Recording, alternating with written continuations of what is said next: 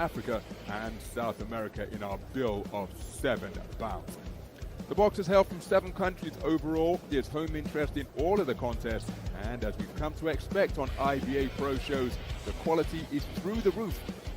As continental champions, Olympians and IBA world champions who showcase their skills and competitive spirit. На западной границе Беларуси весна. В год 80-летия великой победы советского народа над коричневой чумой 20 века нацизмом. Я поздравляю вас с наступающим праздником, уважаемые потомки могучих фронтовиков и тружеников тыла. Близ крепости героя Брест, где советские воины приняли свой первый и последний бой, дав врагу понять, что наш народ не сломить. Мы склоняем головы перед мужеством и волей ее защитников и никогда не забудем их подвиг. И сегодня под мирным небом Республики Беларусь промоутерская компания IBA.PRO в сотрудничестве с Белорусской Федерацией бокса и студией спорта ТОП-G при всесторонней поддержке Брестского областного исполнительного комитета представят вам 7 поединков, а я буду рад представить вам 14 боксеров. Это воспитанники белорусской и российской школ бокса и гости союзного государства из Бельгии, Демократической Республики Конго, Молдавии, Намибии и Эквадора. Главные события нашего вечера пройдут в полутяжелой весовой категории. Павел Силягин из Новосибирска против эквадорского панчера Карлоса Гонгоры. 8 раундов и 10 чемпионских раундов за вакантный титул чемпиона мира по версии IBA.PRO. Алексей Алфиорау из Республики Беларусь против Ингелреста из Королевства Бельгия. Титульный партнер события букмекерская компания Bout, партнер IBA.PRO, российский автомобильный дилер компания Рольф. И мы благодарим здесь всех партнеров, принявших участие в подготовке этого события. Большое вам спасибо. Вечер бокса проходит под патронатом Международной ассоциации бокса IBA. Судейская коллегия представлена профессионалами своего дела в составе. Супервайзер IBA.PRO Максим Чертыковцев. Судьи и рефери Валерий Пастухов, Республика Молдова, Вячеслав Титов, Республика Беларусь, Сергей Жухкин, Российская Федерация и Бобан Дамьянович, Республика Сербия. Судья-хронометрист Валерий Кеков, врач у ринга Александр Желдерович.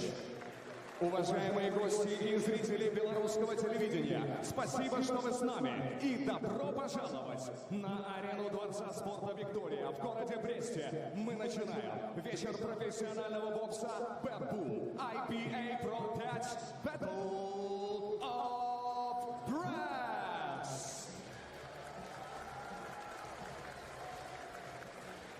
А теперь первый бой сегодняшнего карта. Вашему вниманию 6 раундов в легчайшем весе. Боксеры из Республики Беларусь и Республики Намибия готовы открыть наш вечер. Прошу приветствовать с юго-запада Африки на юго-запад Беларуси. Боксер из Намибии. Встречайте. Coming to the ring first, all the way from Namibia, please welcome Josef Immanuel.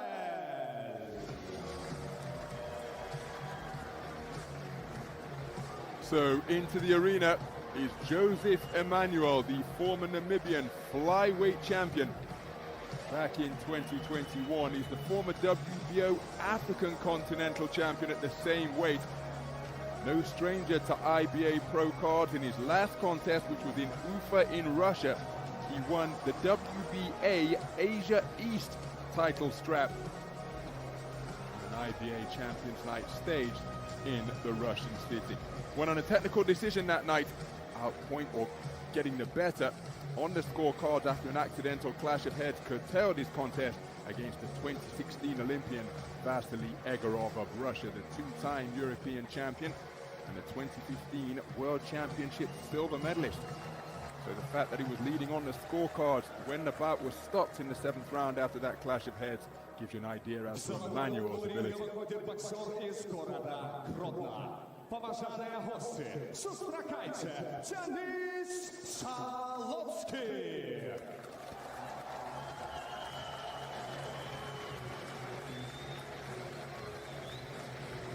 His opponent is from right here in Belarus, making his professional debut And that is Dzianis Salotskikh, 24 years of age, from Slonim in Belarus.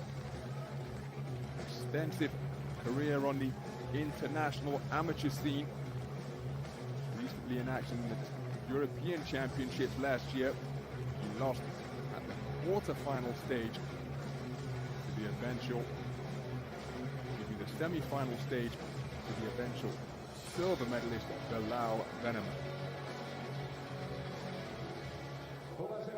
Пришло время представить вам соперника. Боксер черного ливня.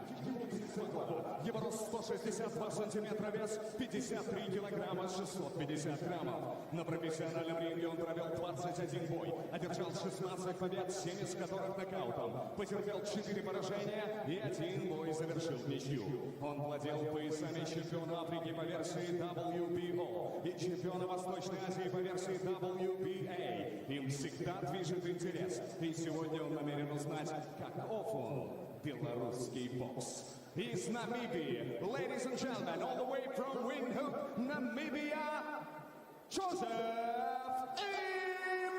Immanuel. В золотом углу боксер из города Гродно. Ему 24 года, его рост 167 сантиметров, вес 53 килограмма 850 граммов. За его плечами достойный путь на олимпийском ринге. Перед вами мастер спорта Республики Беларусь по боксу международного класса и действующий чемпион Республики Беларусь. Его называют красавчик Dzianis Salotskikh.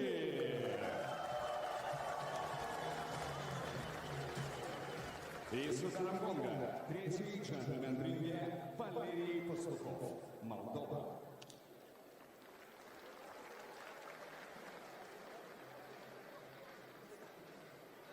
No holding, no rules.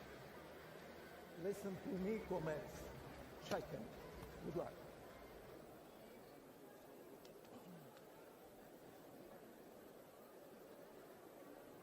So a quick look at the tail of the tape then. Please. Ahead of Salotski's professional debut. No soft touch either, because it's the former African flyweight champion from the pro ranks who will be emerging from the black corner. That's Josef Immanuel from the Namibian capital of Windhoek. So we're underway then. This a contest made at 54 kilograms. That's 119 pounds, so just above the 118-pound professional bantamweight limit, inside the super bantamweight limit of 122 pounds. Between boxers from Namibia and right here in Belarus, the orthodox boxer wearing the black trimmed with gold is Josef Immanuel, 32 years of age, from Namibia, and again enjoyed real success in his previous IBA Champions Night appearance. That was his most recent outing in the boxing ring. That was back in October. The southpaw wearing the white trimmed with gold was Dzianis Salotskikh, 24 years of age. Beautiful right hand straight down the pipe from the Namibian veteran. Snapped the head back of the professional debutant Salotskikh. So two men just fencing with the lead hands in this battle between orthodox and southpaw boxers. Left hand attempted to the body, but you can see that Immanuel looking to counter over the top of Salotski's work downstairs. Just getting onto the front foot for one of the rare occasions in this opening round. Left hand lead out of the southpaw stance, not too far away from Salotski.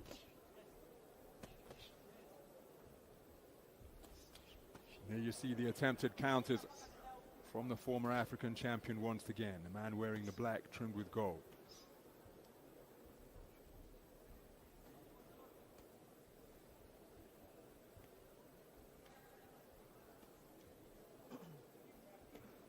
So the fencing with the lead hands continues.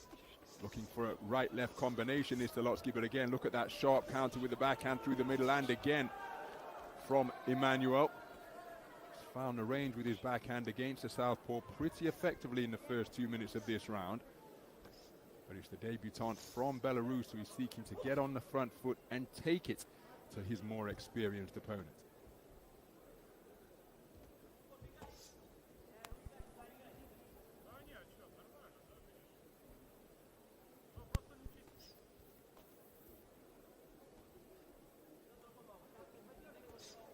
Again, continuing to measure his man with his lead hand is Salotski, but that's countered immediately by a left jab from Immanuel. He seems content to try to play counter-puncher for the most part, time his opponent, make him miss, and then make him pay. Beautiful right hand to the body, followed by a left hook from Immanuel. Not too far away with the right hook out of the orthodox stance once again, but keeping his shape nicely in the face of this counter-punching pressure is Salotski, who seeks to continue to get on the front foot and be the aggressor in the closing stages of that opening round.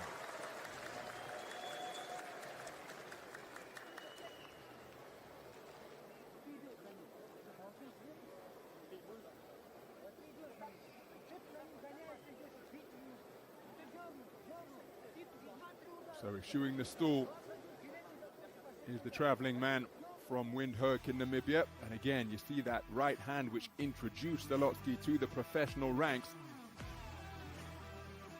Effective counter-punching, particularly with his backhand from Immanuel during the course of the first 3 minutes. Remember, it's the 10-point must system in effect. It's scheduled for 6 3-minute rounds and about made at 54 kilograms.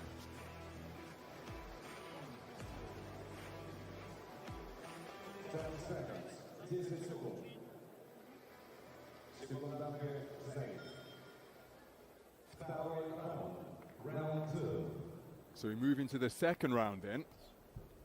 Salotski, two-time participant in the IBA Senior World Championship.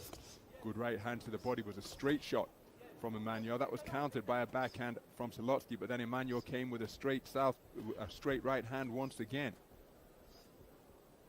First saw Salotski in the 2021 IBA World Championships,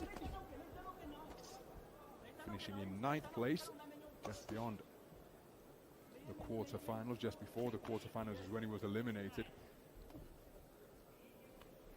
That tournament staged in the Stark Arena as it was then in Belgrade, the Serbian capital, and that's now the Belgrade Arena, home to both Partizan and Crvena Zvezda, Red Star Belgrade in EuroLeague basketball.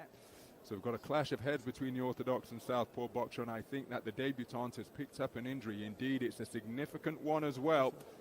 Clash of heads. Common occurrence when Orthodox and Southpaw boxers meet in a ring. Saw on the wide shot just how significant the battle for front foot position was, and that's a significant injury as well. So the referee, Mr. Valery Pastuhov, calling time. Now, is this for a call of the doctor? Indeed it is, because Immanuel's been sent to the furthest neutral corner, but that cut in a really bad place. Never good to pick up an injury around the optics, but when it's above the eyebrows, and there's the doctor's verdict after an inspection. So for the second consecutive IBA appearance in a row for Josef Immanuel, the bout has been stopped on cuts. That's the fate that befell he and Vasily Egorov when the contest was stopped in the 7th round of a bout scheduled for 10. But here in the second round of a bout scheduled for 6 against the decorated amateur Dzianis Salotski, a clash of heads. Well, I thought the contest was over. I'm sure I saw the doctor make a gesture which could only be interpreted as this bout is over, but clearly changed his mind, and after further treatment the action resumes. So perhaps a sense of urgency going to be injected into the work of Salotski now.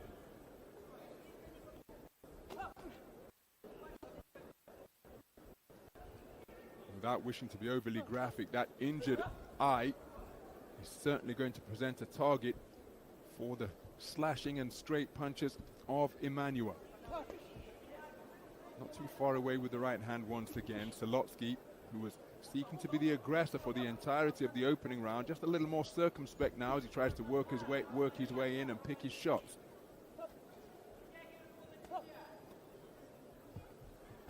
Counter right hand not too far away again from Immanuel. Salotski reaching for that southpaw left, but didn't take his feet with him.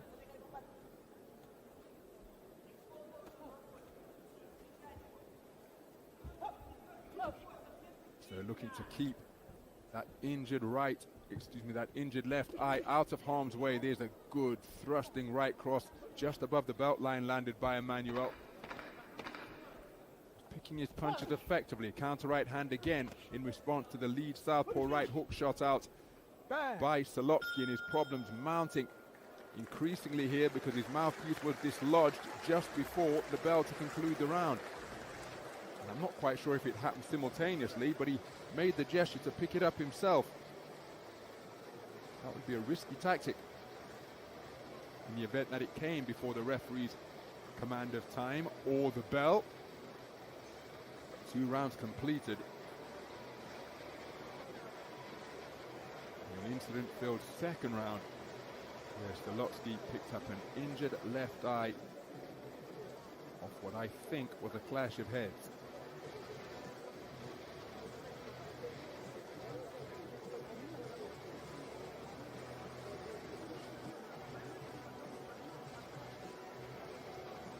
Well, some of the action then from round number 2. Good right hand landed by Salotski twice in quick succession during that exchange. See Immanuel reaching for his Sunday punch, the right hand in response.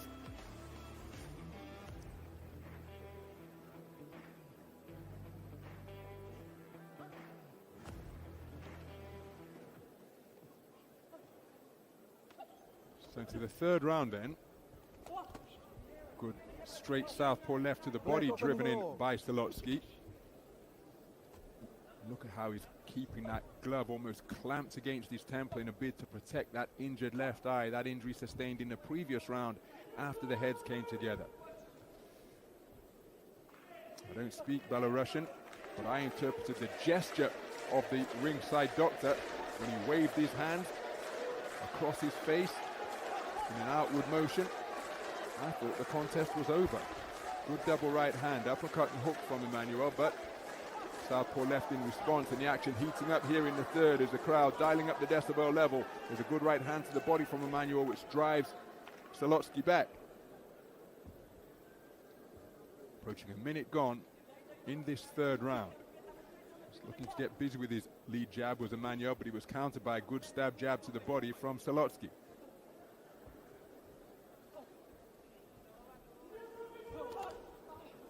Really committing to that backhand. The heads have come together again, and I don't know if that's a new cut or it's worse than the existing cut. That was a shot which landed around the injured area. So it's been quite an introduction to the professional ranks for Dzianis Salotski. Head guards no longer a feature of 3-round boxing in the IBA code, of course. They were removed on a global level at the 2013 IBA World Championships in Kazakhstan. Another right hand lands on the injured eye, and the referee, Mr. Valery Pastuhov, calling time and asking for the doctor's inspection once again.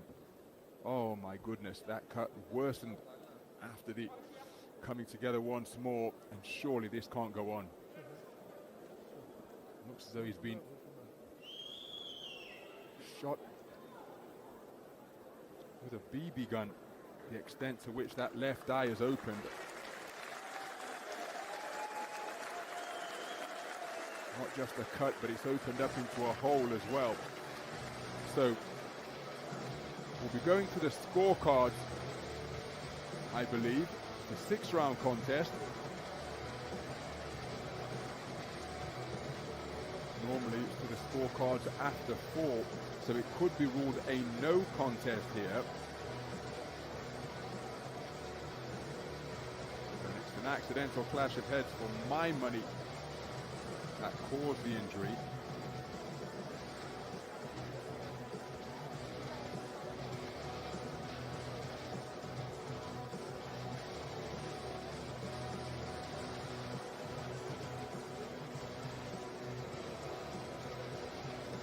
Bitter disappointment for Salotski on his professional debut on home soil right here in Belarus. My goodness, that is a gruesome injury.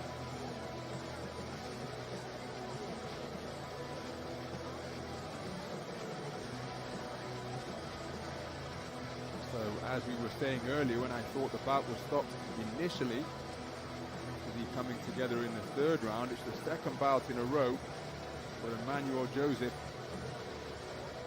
finds the bout stopped after an accidental clash of heads. The second coming together is so committed to the right hand when he throws it that all his body weight follows through in the event that it doesn't land. Head collided forcefully at close range. Well, let's hope that the injury can be treated by Salotski's care team. A long way to come from the Namibian capital. Have the bout curtailed once again. Mentioned the fact that he picked up the WBA Asia East title when he won on a technical decision against Vasily Egorov, the 2015 World Championship silver medalist. And those belts are significant because it gets you in the reckoning and indeed the ranking of the governing body for which you win the strap. It's a pretty stern test for Salotski to be matched with such an experienced opponent, fighting outside of his homeland for the second consecutive contest prior to his IBA Champions Night debut in Kufa last October. All but two of his bouts took place in Namibia, and the only three outside of his homeland took place in neighboring South Africa.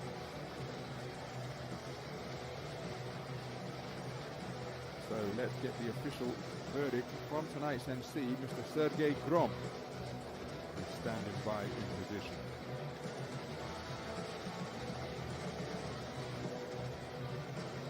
Случается все. Но то, что эти два человека выиграли, достойны ваших аплодисментов, это 100%. Dzianis, Josef, все произошло на ваших глазах на второй минуте третьего раунда. Валерий Пастухов остановил поединок. В связи с невозможностью продолжать поединок боксера с золотого угла ринга. В этом бою победу одержал боксер черного угла из Намибии Josef Immanuel. So it is indeed a technical decision in favor of Josef Immanuel. He's boxing smartly, particularly behind his right hand, so he continues to earn success on IBA stages, far away from home. There's Josef Immanuel. Very effective use of the right hand over the course of the contest that was fought. There's evidence of it. That was perhaps an introduction to the pro ranks, if you will, for Salotski. He asserted his deeper level of experience pretty much from the outset. It wasn't naked aggression. Smart counter-punching for the most part. Salotski. But that's where the heads came together again, and he was winding up for the right hand. The eye had been injured by that point, I believe. But we're going to the scorecards. Yes, Immanuel declared a victor.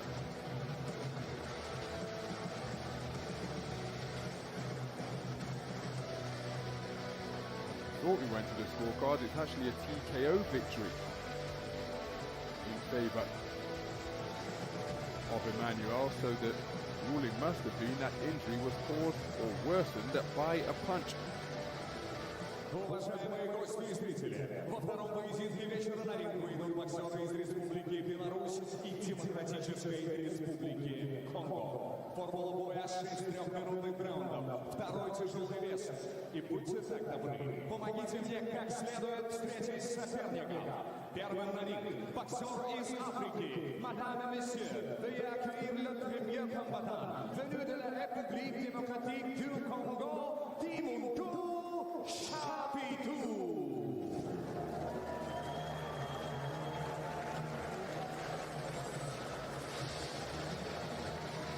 So into the arena is the man from DR Congo, Dimuntu Chapiteau, from Kinshasa in Zaire, brings to the ring a perfect professional record. 4 fights, 4 wins, 4 of them inside the distance in the 3-round form of IBA boxing. The 2022 African Continental Championship silver medalist. That edition taking place in Maputo in Mozambique. losing in the gold medal bout against the man from Cameroon, Paul Donatien.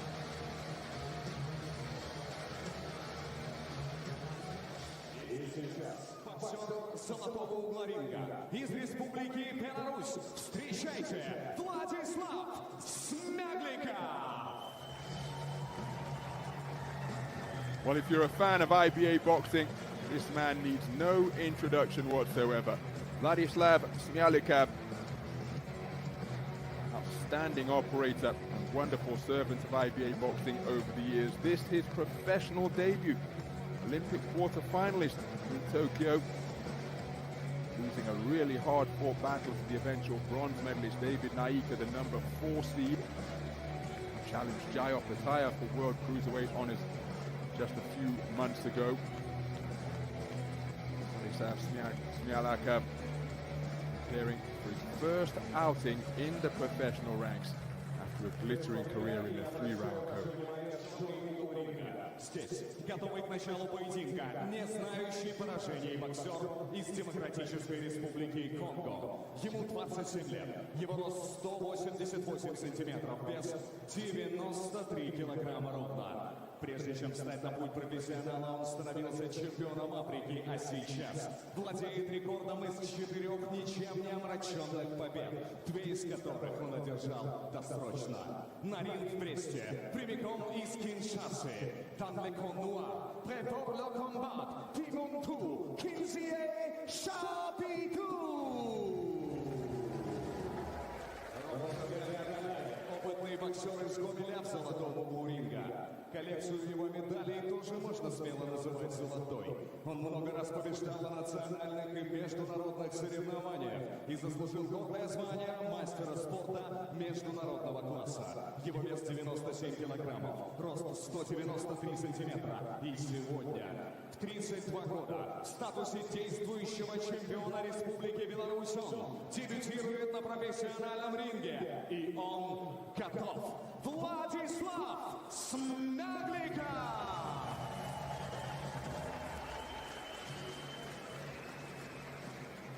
Ответственный за происходящее в ринге Сергей Журкин, Россия. Head up, no low blow, no holding. Listen and follow my command. Good luck. So Mr. Sergei Zhurkin with the final instructions. He the third man in the ring in this battle between big boys. Making his professional debut is the man out of the gold corner wearing the white trunks trimmed with gold. He's the taller of the two operators. He's just stepped off the back foot to launch a left jab to the body, and that is Vladislav Smiahlikau, 32 years of age, from Gomel in Belarus. Took the silver medal in the multinational affair that is the European Games. The second edition was held in Belarus, and he came away with a silver in the heavyweight division. His opponent, slightly shorter figure wearing the black trunks trimmed with gold, fighting out of the black corner, is Dimuntu Chapiteau, 27 years of age, from Kinshasa in DR Congo. Undefeated in the professional ranks. This is his first bout outside of the continent of Africa in the pro ranks. And this a contest scheduled for 6 rounds. Nice jab while moving to his left, twice in quick succession from Chapiteau.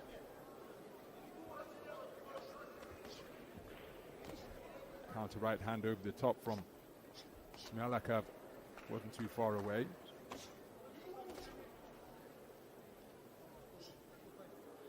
Approaching the halfway stage of this opening round. Nice movement in the pocket from Chapiteau.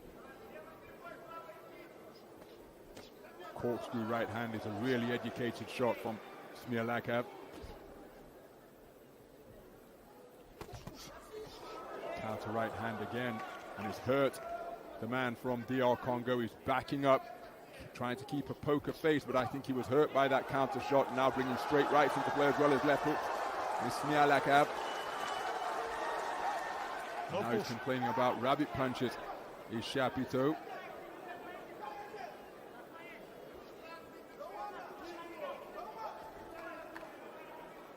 seen him previously. He's been introduced as Chapiteau Dimuntu, but perhaps we've got a little bit of name bingo or a name salad going on here on the IBA.PRO stage, because he's been introduced here as Dimuntu Chapiteau. So that's how we refer to him for this contest. It's Smiahlikau.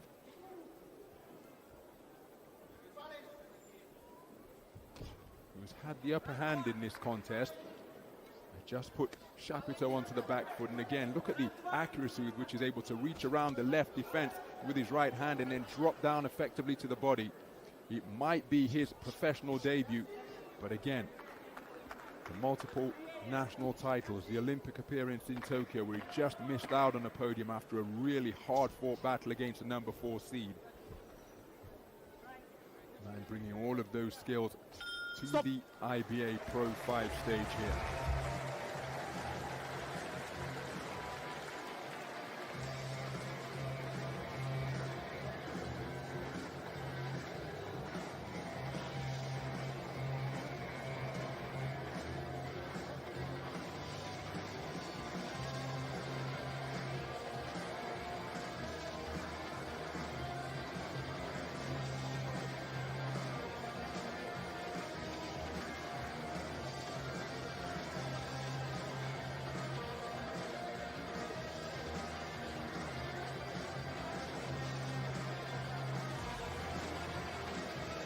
There was the left hook, followed by the right hand. Followed by some nice head movements in the pocket from Chapiteau. Quality offer from Smiahlikau. Surely enough to give him the first round. At least that's how I saw it from my commentary position.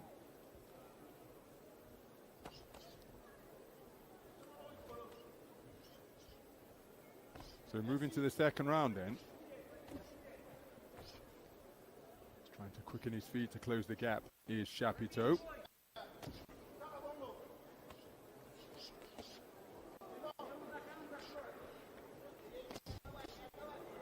He's got to somehow try and get inside the longer reach. Wasn't too far away with that lead right hand. Smiahlikau.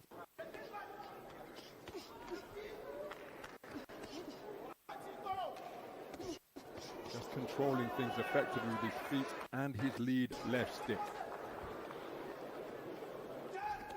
Again, looking for that sneaky right hand is Chapiteau.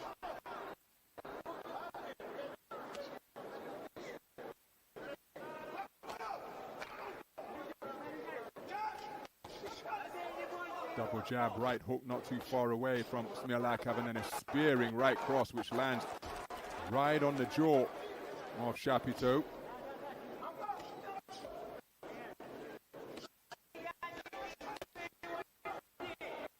Chapiteau having a difficult time negating and getting inside the longer reach of the 2019 European Games silver medalist. Straight right hand driven on a downward trajectory to the body, followed by a thrusting jab. And Chapiteau's got his work cut out here.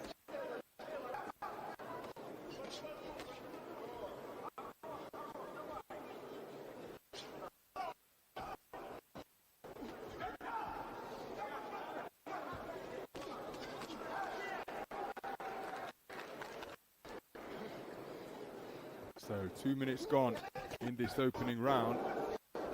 Chapiteau trying to get his feet into range. And again, the distance is being controlled masterfully by Vladislav Smiahlikau. And again,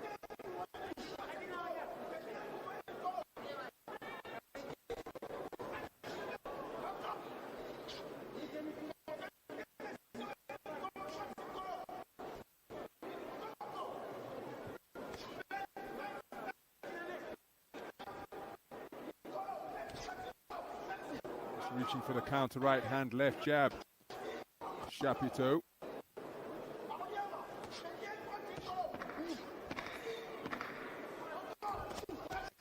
No slipping, slipping.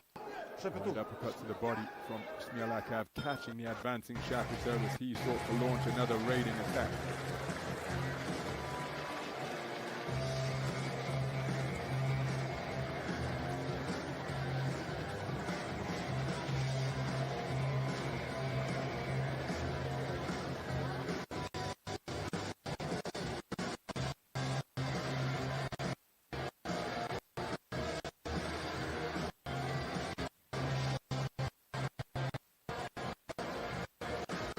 Some of the action from the second round. Good right hand over the top from Chapiteau.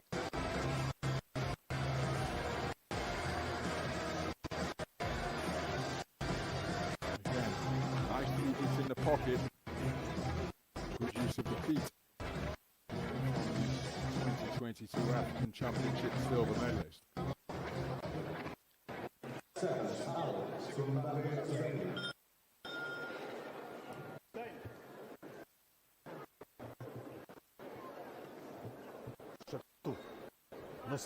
Okay?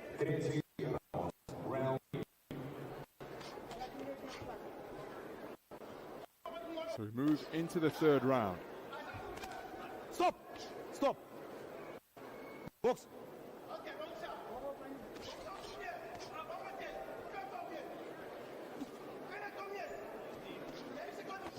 Again, dropping down nicely by varying his height and jabbing to the body before trying that right hand over the top is Chapiteau. And now he's quickening his feet and trying to put together more consistent attacks is Chapiteau. Speculative right hand was short by some distance as he sought to loop it over the top. Nice jab to the body from Chapiteau. Plenty of activity coming from the lead left hand. Oh, that is a cracking right hand lead. My goodness. Checks the chin of Chapiteau, who's backing up and continuing to picked off by another right hand as he's winding up shots. Going in search of his get back. But perhaps just losing his shape a little bit as he was looking for a home run just as he was there. Bombing away with the backhand in looping fashion, easily evaded by Smiahlikau. Good work to the body by the Belarusian boxer.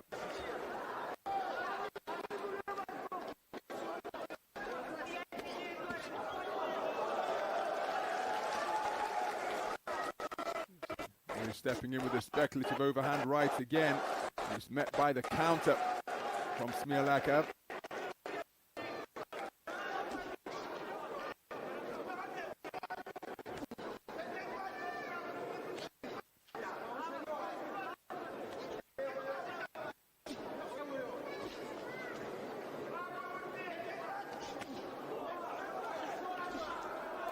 Touched up repeatedly by this backhand now is Chapiteau. Takes another jab to the body. Now he's trying to get himself back into it. He scores with a jab downstairs, but countered by a straight right over the top. Now backed up towards the neutral corner. Smiahlikau having a really good round in terms of accurate punch picking. Not too far away with the right hand lead once again. A scoring jab and then a right hand over the top from Chapiteau, just reminding Smiahlikau that he's in a contest, but again getting the better of the exchange, as it were, with the first and final word is Smiahlikau, and a clumping right hand thudded around the corner by the Tokyo Olympian.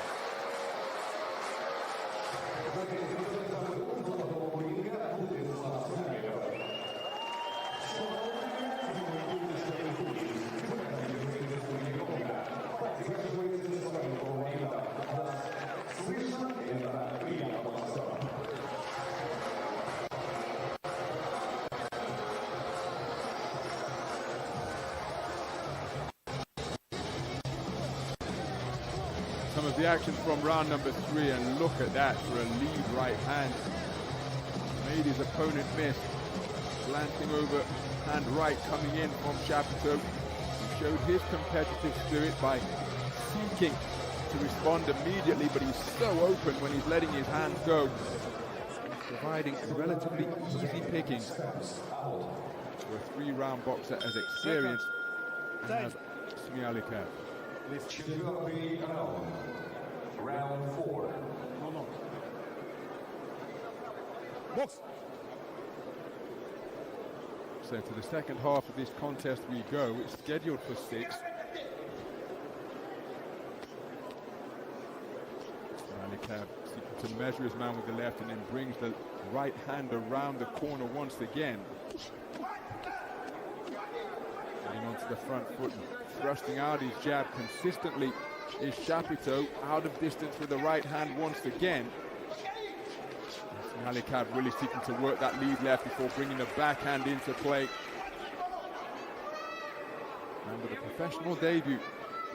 Oh, that is a good right hand landed by Chapiteau, perhaps his best shot of the entire contest. But Smiahlikau barely blinked and fired back with an immediate response on the counter. Good work to the body by Chapiteau, digging in left hands to the right flank of the European Games silver medalist.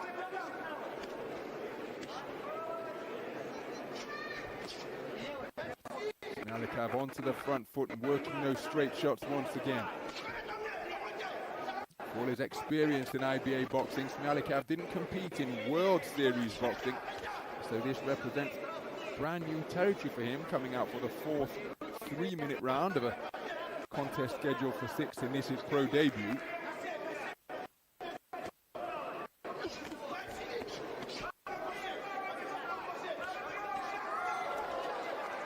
So halfway through round number 4.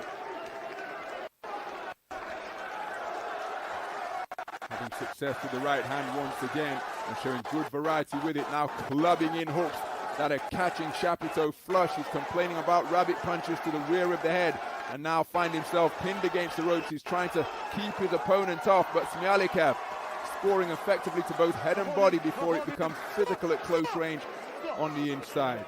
Arm bar applied as referee Mr. Sergei Zhurkin separated the two.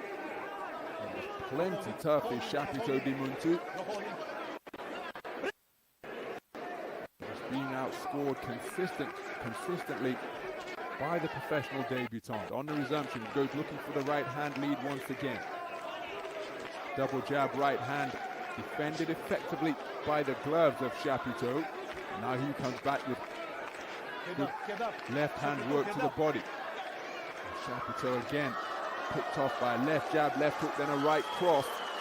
And the full arsenal of Smiahlikau on display here.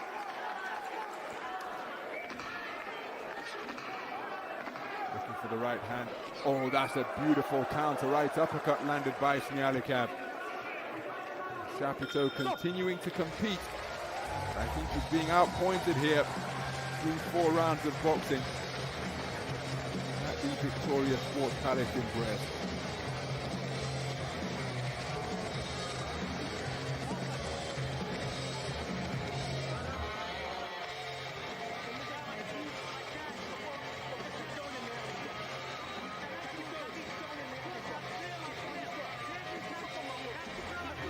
Some of the action from round number 4.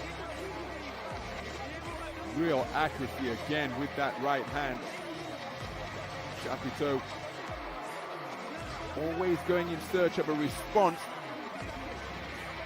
But he's either side of his successes. He's being outworked, outpunched and outscored consistently. And nicked above the right eye.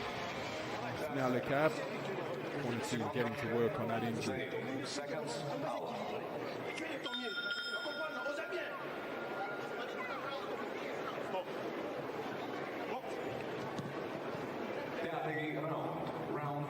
to the 5th round then. Bout that was billed as being made at 92 kilograms as both men letting their hands go at centre ring. Both of them coming in over the prescribed 92 kilogram limit. No complaint from either side.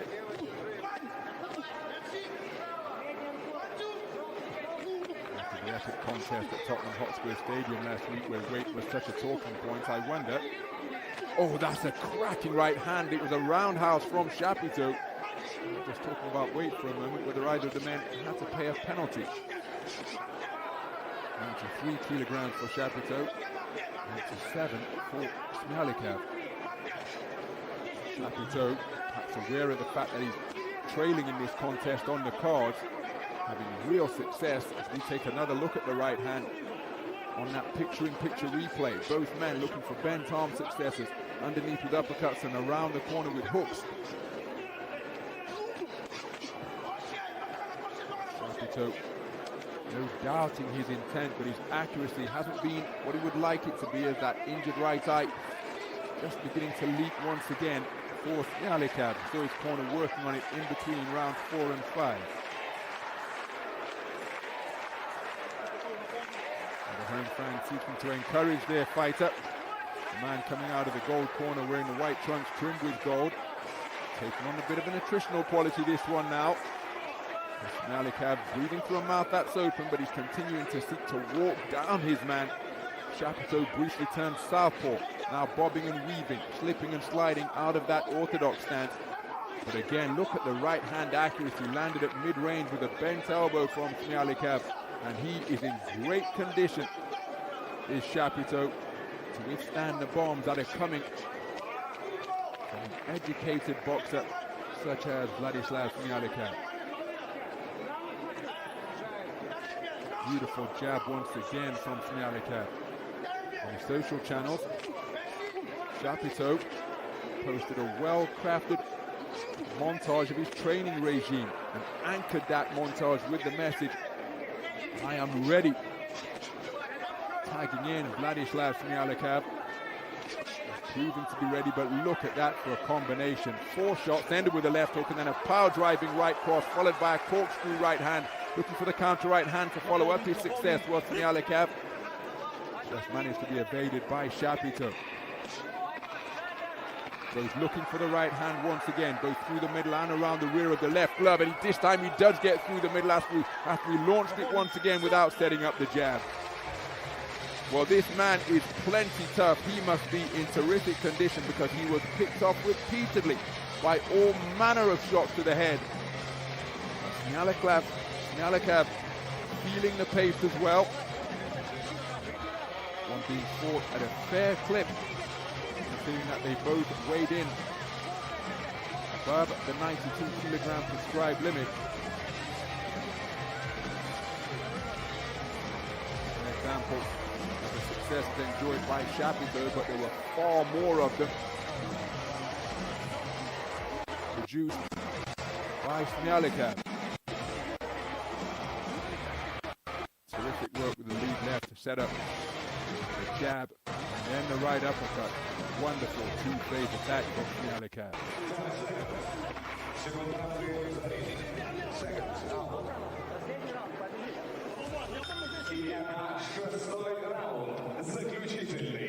Ladies and gentlemen, round 6, final round. So into the 6th and final round we go then. And we've got 3 judges using a 10-point must system, but from my commentary position, Smiahlikau could well be on his way, or must be boxing a shutout to this point. Absolutely nothing wrong with the commitment of Chapiteau. He's had his own successes, particularly with that backhand, and remember at this weight class he has success with it twice in quick succession, followed by good work, jabbing to the body, hooking to the head, bringing right hand into play as well. And Chapiteau has come out with real purpose to begin this 6th and final round in a bout where he must be trailing on the scorecards. Beautiful right uppercut turned underneath by Smiahlikau. But in this weight division, remember, 92 kilograms, where Chapiteau has weighed in at 93 and Smiahlikau at 97. Well, not beyond the realms of possibility that if one of those haymakers lands deep in the 6th round, it could wipe out the punch resistance of the opponent. But I think that's the kind of territory that Chapiteau finds himself in here now. Nice defense with the left glove from Chapiteau to fend off the right cross that was fired in by Smiahlikau. There's Chapiteau looking for the counter right-handed. Smiahlikau advanced. Beautiful use of the left jab, twice in quick succession from Smiahlikau. It was a brisk start to the final round from Chapiteau. Enjoyed real success. Punches perhaps just losing a little bit of zip now, given the amount of work he did in the first half of the round. But again, the man's desire remains undimmed. Looking for that backhand over the top once again.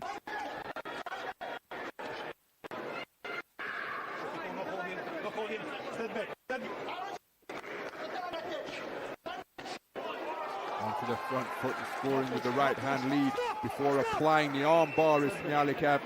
And it may be his professional debut, but he's showing that he's familiar with the dark arts of fighting on the edge of the rule book. Chapiteau just seemingly run out of steam a little bit here, still has his wits about him enough to be defensively responsible and get his hands up to block those incoming shots with the forearms. Counter right hand success for Chapiteau, but letting hooks go furiously from both flanks was Smiahlikau. Now summoning up his last reserves of energy is Chapiteau. Big swing and a miss with the right hand over the top once again. Now claiming his man around the waist is Chapiteau. That's how the contest concludes. The presence of the man heading up IBA.PRO boxing, Mr. Alfiorau. The two boxers sharing a warm embrace after 6 hard-fought rounds of boxing. Don't think it was a difficult contest to score. Chapiteau, Dimuntu showing plenty of desire, determination and moments of quality as well, particularly at the start of the 6th round. Had success with his right hand throughout, showed a nice jab to the body, but the greater volume of work came from the man in the other corner. But as you'd expect from a man who claimed continental silver in the 2022 African Championships, Chapiteau Dimuntu certainly showing that he knows his way around the boxing ring. But I think he's being outworked and outscored by the professional debutant, Vladislav Smiahlikau of Belarus.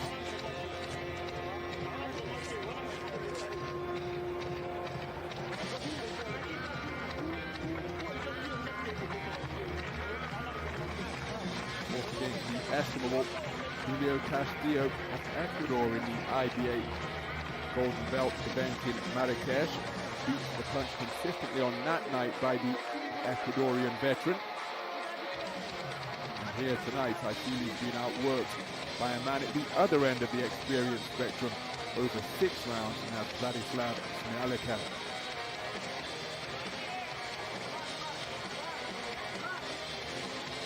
Very impressive display. Negotiated the 6 rounds effectively. Distance seemingly not holding any fears for him. Mr. Dimuntu Senior, father, the estimable Dimuntu Jr., prominent official and referee after his own fighting days. He's very much enjoying his boxing here at the Battle of Brest in the southwestern Belarusian city. Pointing out Mr. Dimuntu Senior, that was a shaven-headed figure in the smart suit jacket in the expensive suit here at the Victoria Sports Palace. Well, a gutsy display from Dimuntu Chapiteau Dimuntu. Again, could have a little bit of name bingo going on in terms of the nomenclature of the man from DR Congo. Brings to mind what my great friend and Commonwealth Games gold medalist and interim world champion Aliaksei told me. A man out of Edinburgh, said that he went to many a tournament during the course of his glittering career and was introduced as Arthur Alex. Let's get the official announcement from Sergei Petrov, Grom RMC.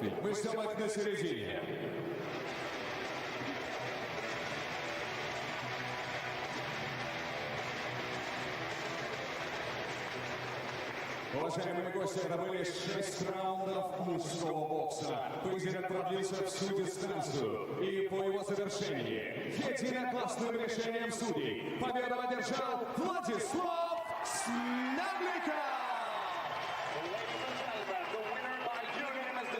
So Vladislav Smiahlikau, a unanimous point decision victor on his professional debut.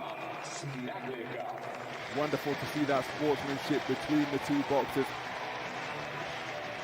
Dimuntu Chapiteau deserves immense credit for the part that he played in what was a heavyweight affair fought at quite a high tempo. He had his own successes, but the greater volume of success on a consistent basis coming from the man from Gomel right here in Belarus. So a successful professional debut for Vladislav Smiahlikau. You take a look at some of the action from that 6-round heavyweight contest.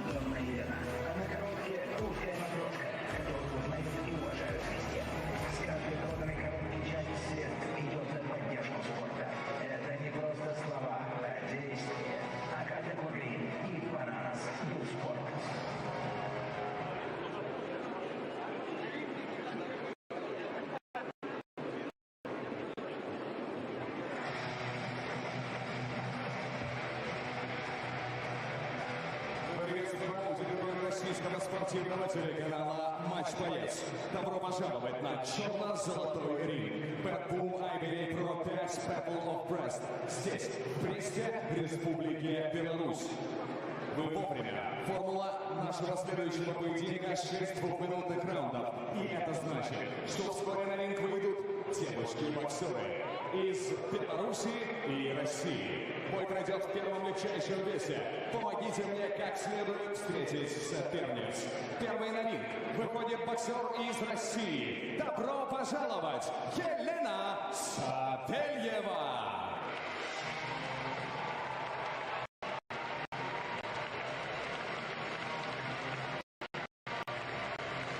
So into the arena is the estimable figure of Elena Saveleva. 40 years of age now, but my goodness, what a glittering career she produced in the 3-round format of IBA boxing. World Championship gold medalist, 2-time European champion, multiple Russian national champion, having taken the national crown on 6 occasions. And in Baku, in the opening edition of the 2015 European Games, she took gold in that tournament as well. Absolutely sensational. She brings a 10-fight professional record into this IBA.PRO 5 stage. She is currently 9-1. Yuliya Apanasovich.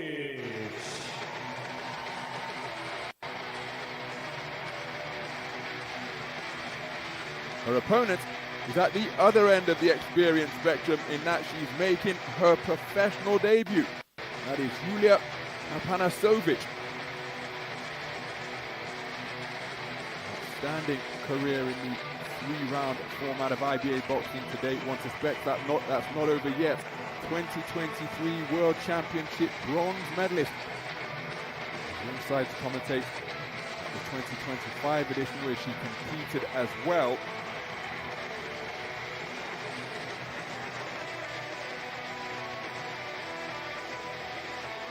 Черного ринга, заслуженный мастер спорта России по боксу.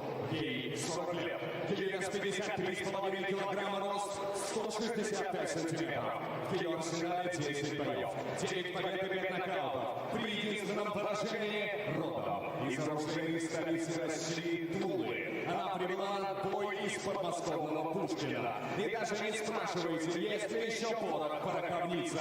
Готов, цель, пли! Елена Saveleva! И сейчас я обращаю ваше внимание к золотой угол ринга. Здесь ждет начало своего первого профессионального боя мастер спорта Республики Беларусь международного класса. Ее 4 бронзовых медалей чемпионатов Европы и 1 бронза чемпионата мира. Ее рост 158 сантиметров, вес 53 килограмма и 100 граммов. Ей 28 лет. И сегодня ее дебют. Ее называют Скорпион. И она намерена жалить без жалости. Из города Гомеля Yuliya Apanasovich. Ответственность за происходящее в ринге. Damjanovic, Serbia.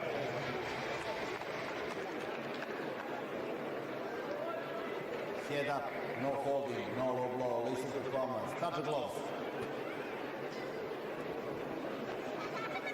So there, a look at the tail of the tape between these two highly decorated IBA boxers. Despite her own considerable accomplishments in the 3-round format of IBA tournament boxing, Yuliya Apanasovich, woman wearing the white trunks trimmed with gold out of the gold corner, this her professional debut. The woman with the low-held relaxed guard, 40-year-old Elena Saveleva. And again, she scored with the right hand over the top. A career in the 3-round format of boxing that was simply sensational. Leading off with the left hand and finding the range is Saveleva, looking to counter. Apanasovich. And there is, she does get through with the left hook over the low-held guard of the woman from Russia. Cracking contest in prospect here.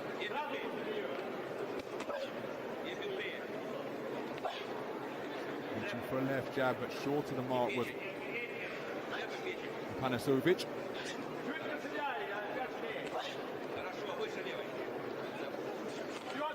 Two speedsters in success of each in search of pot shot successes.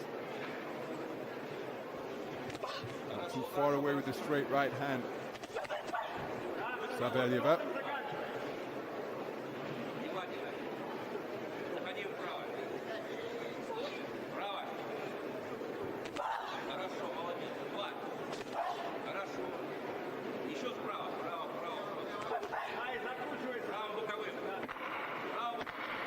So that graphic is showing 3-minute rounds, but remember, in women's action, it is 2-minute rounds. And that's why the 10-second clapper is sounded. First round in the book was a skillful one indeed. Both boxers enjoying success because of their speedy skill sets.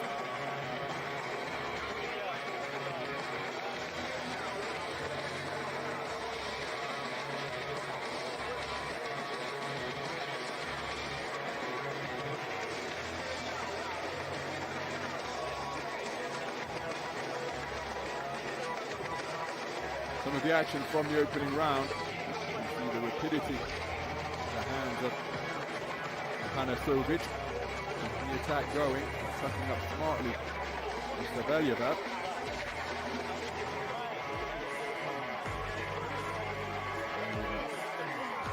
Showing her quality. Her offensive output as well. Time.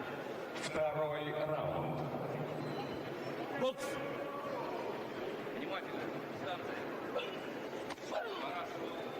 Into the second round, 2-minute rounds, remember, in women's boxing.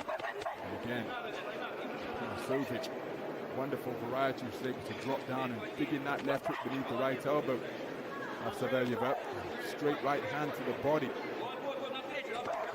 Apanasovich looking to get off first, pinning Saveleva in the corner and getting to work furiously to both head and body, keeping her composure. Now she switched to the southpaw stance, good defenses with the lead hands. But through the first half of this second round, Apanasovich has been the busier boxer, more effective boxer. Look at that, right cross to the body, backs up the former IBA world champion.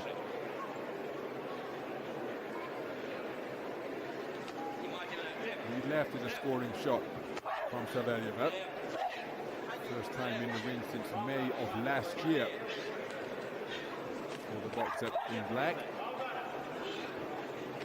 Beautiful left jab from Apanasovich, and then she kept the attack going to make it a two-phase attack. And the shots may have been repelled by the defenses of Saveleva, but she knows she's in with a live one here tonight. Good defensive with the gloves once again, looking for the right hand lead. is Saveleva, but he's inaccurate. Darting jab, flicked out to the body by Apanasovich. Scoring left hand shot up from the belt line by Apanasovich. Terrific speed in evidence on these singles. Puffing right hand landed on the inside by the Belarusian boxer. So second round in the books. And again, she really set her stall out to begin round number 2 with Yuliya and Apanasovich eschewing the stall as she receives instructions from her coaches over in that gold corner.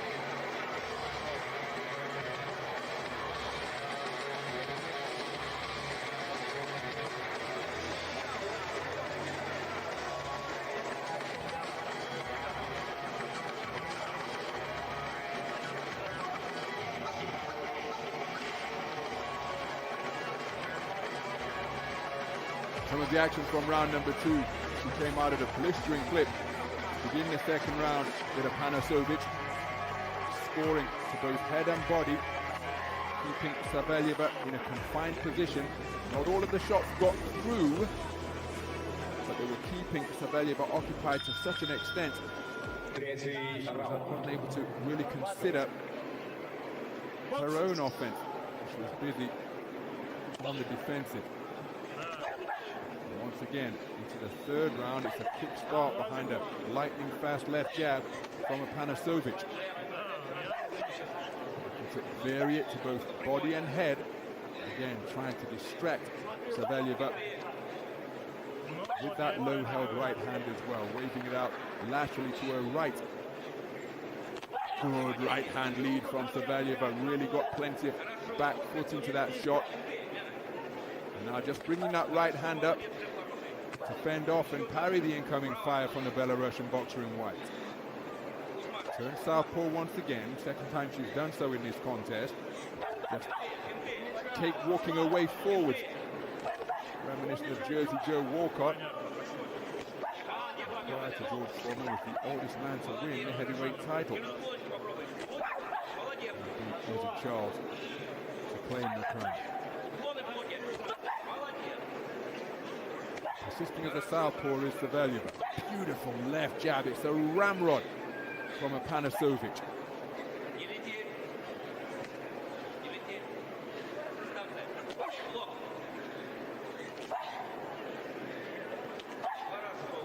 Exchange of jabs saw Apanasovich's as a more explosive three-shot salvo, straight punches to body and head from Apanasovich.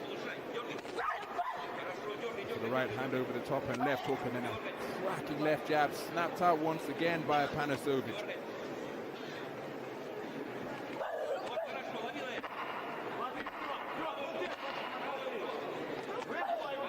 Nice scoring left jab or left hand from Saveleva. He's persisting as a southpaw. Another round of high skill once again, but for my money it's just with greater activity, volume and variety. He'll take that round on the scorecard. But remember, we've got 3 judges using the 10-point must system. Apanasovich boxing very well indeed through the first half of this contest.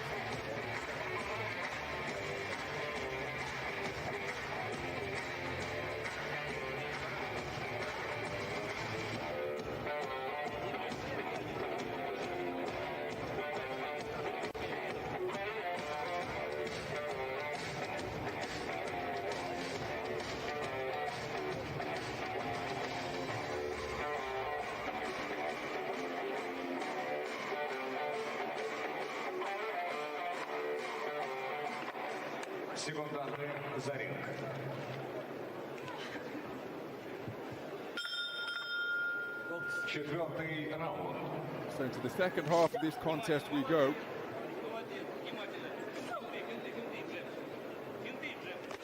Mention the fact that Saveleva is claimed world and European honours in the 3-round format of IBA boxing. She beat Kim Hai-song of the People's Republic of Korea in the opening round in London 2012.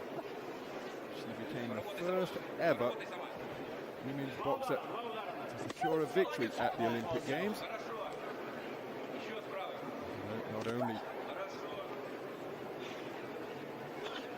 she claimed continental world gold, she's got a full set of medals, gold, silver and bronze from each of those events. So just looking to control things with stiff, straight singles is Saveleva. Again, still demonstrating sharp reflexes when catching that incoming offense from Apanasovich.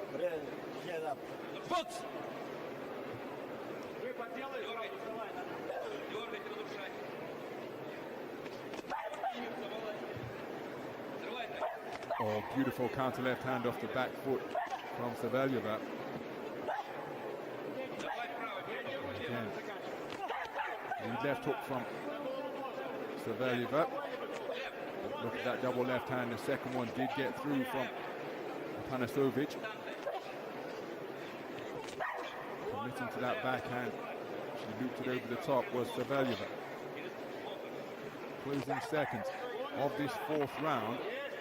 Saveleva back in the orthodox stance after spending the majority of rounds 2 and 3 as a southpaw. Doing a good job of grinding her way into contention during that stanza. Not sure it was enough to win the round, but certainly a more active round from the 2010 IBA World Champion.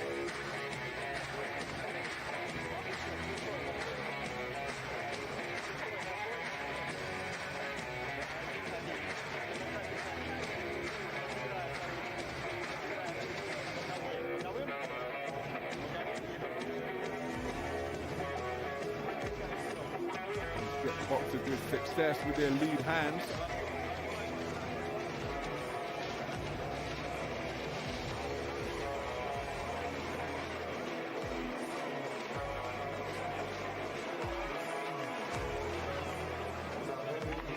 So much ringcraft on display between these two quality operators.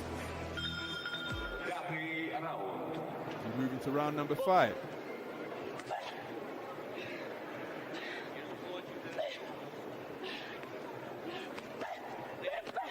To come out altogether busier to begin this 5th frame is Apanasovich. It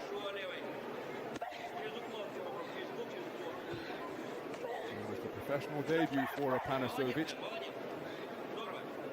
few years ago was one of the candidates for the IBA Athletes Committee, which comprised of 10 people, 5 men, 5 women, representing each of the 5 continental bodies represented to give athletes a voice in matters concerning them in terms of tournament infrastructure, tournament schedule, and rules.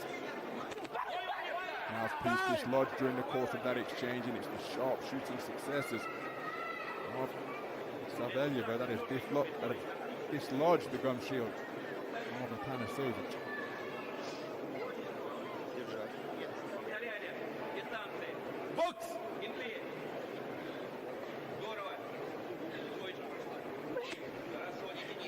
Just on the halfway stage of this round, as we take a look at the picture-in-picture replay to show the short right hand which dislodged the gum shield of the 2023 World Championship bronze medalist, but she's setting about her task with customary sharpness on the resumption. Beautiful stiff left from Saveleva, who continues to show her quality, followed by a roundhouse right and another left jab. This is wonderful pot-shotting from Saveleva, who's pinning her opponent to terrific effect during this passage of round number 5.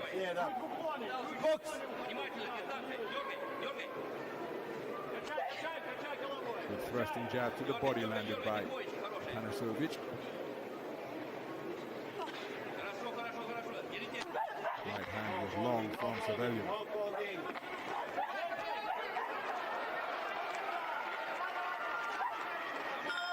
Terrific round of boxing. Saveleva with some real quality during the course of that 2-minute frame.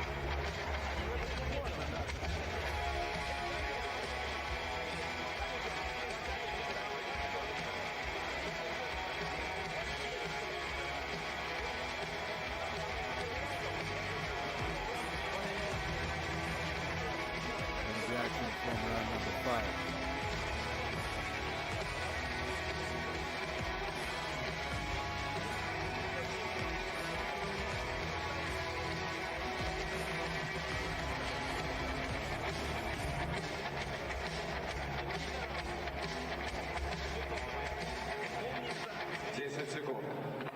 Секунданты за ринг.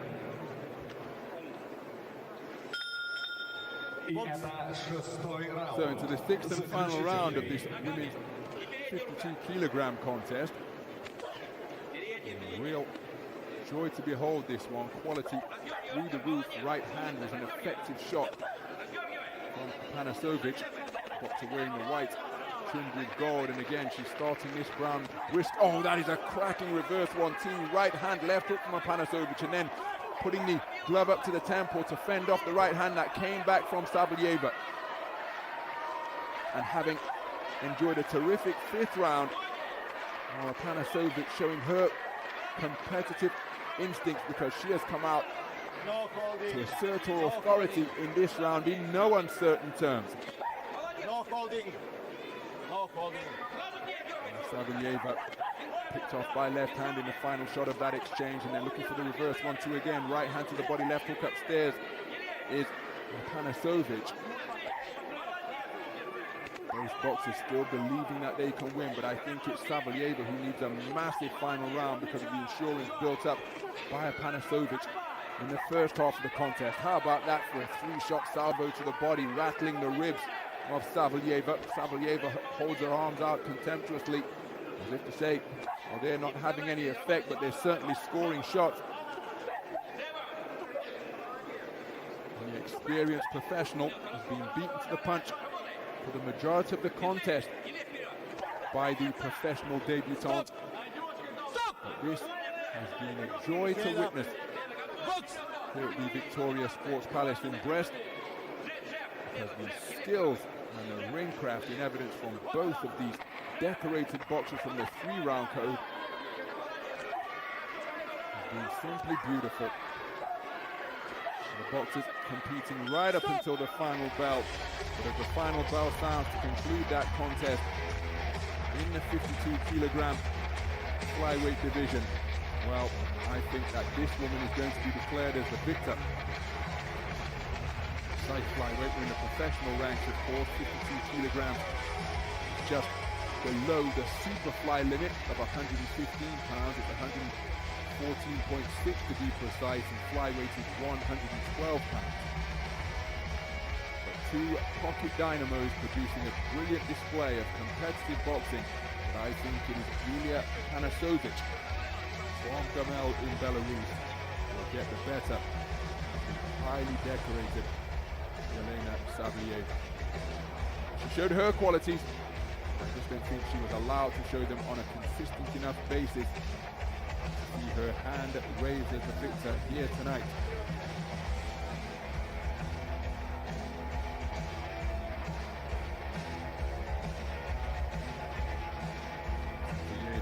Three-round record reads like a who's who of the pioneer of a who's who of the pioneers in women's boxing.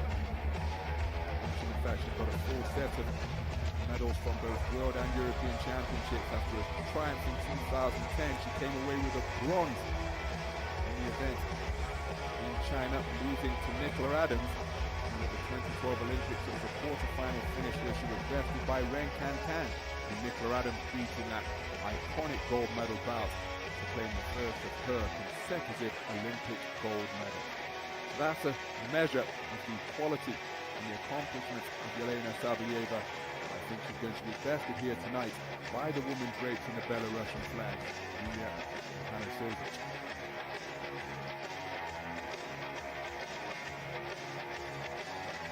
So, still awaiting the appearance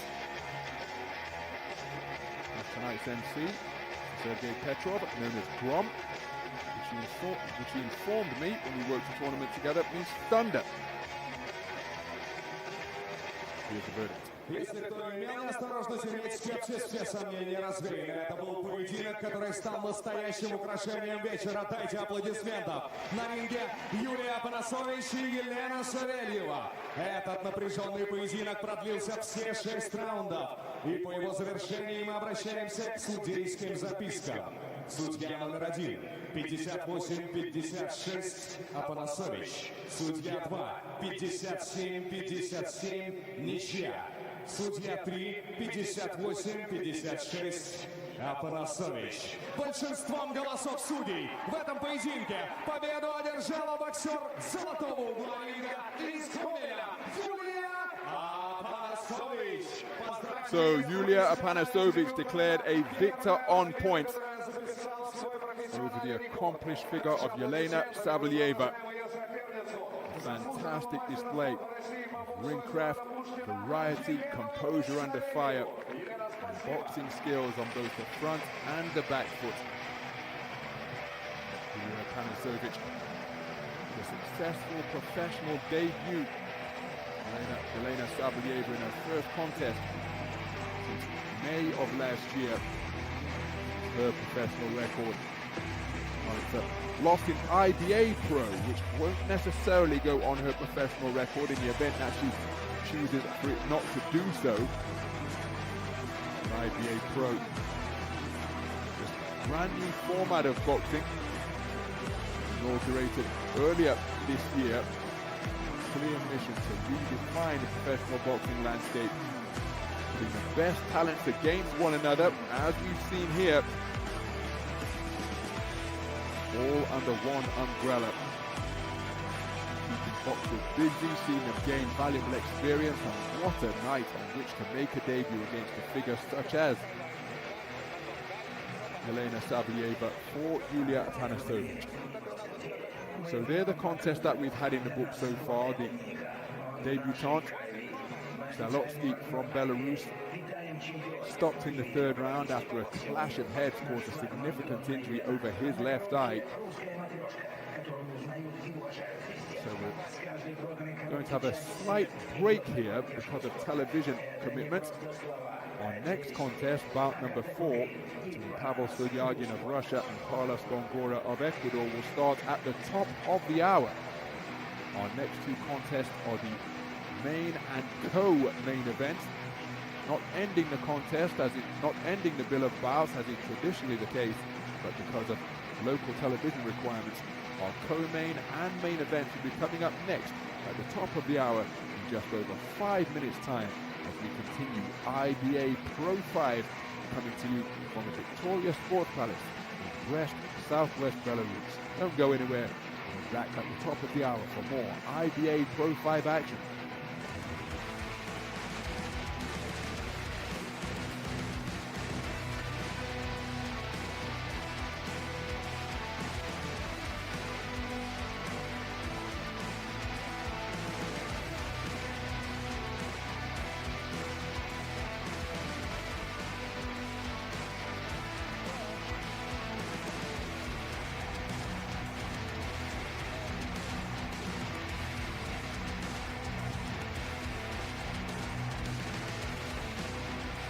Уважаемые гости, ровно в 20:00 мы будем готовы продолжить наши поединки поединками основного карта в прямом эфире белорусского телевидения и российского федерального спортивного телеканала Матч ТВ.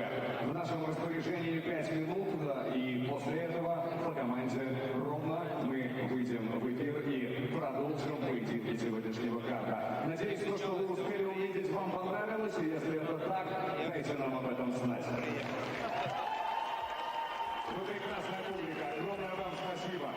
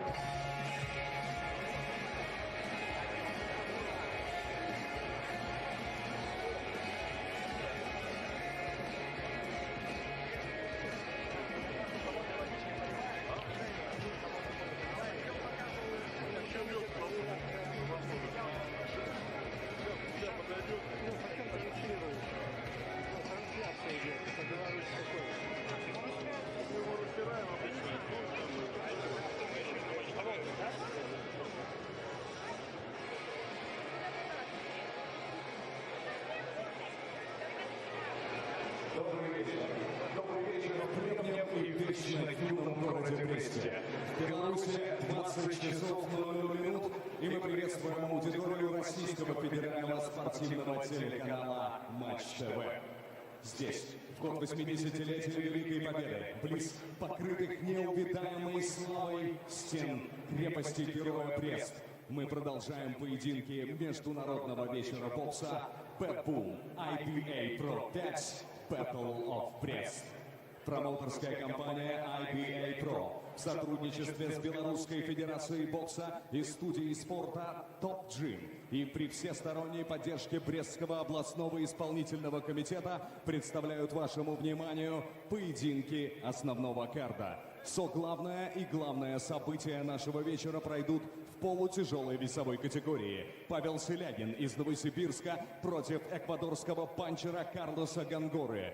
8 раундов и 10 чемпионских раундов. За вакантный титул чемпиона мира по версии IBA.PRO Алексей Алфиорау из Республики Беларусь против Ингелреста из Королевства Бельгия.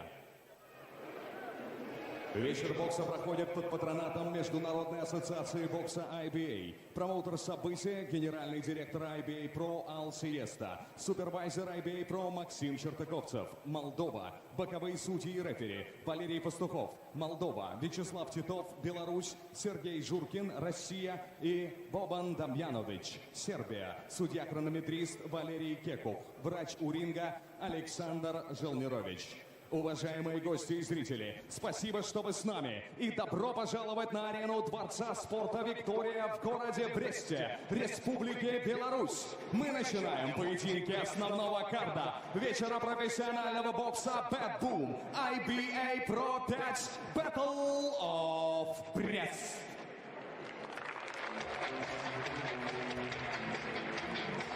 И прямо сейчас вашему вниманию главное событие вечера. 8 раундов профессионального бокса в полутяжелой весовой категории. Павел Силягин из Новосибирска против Карлоса Гонгоры из города Тена, Республики Эквадор. Первым в черный угол ринга из Эквадора, el primero en la rincón negra desde Ecuador, Carlos Gongora.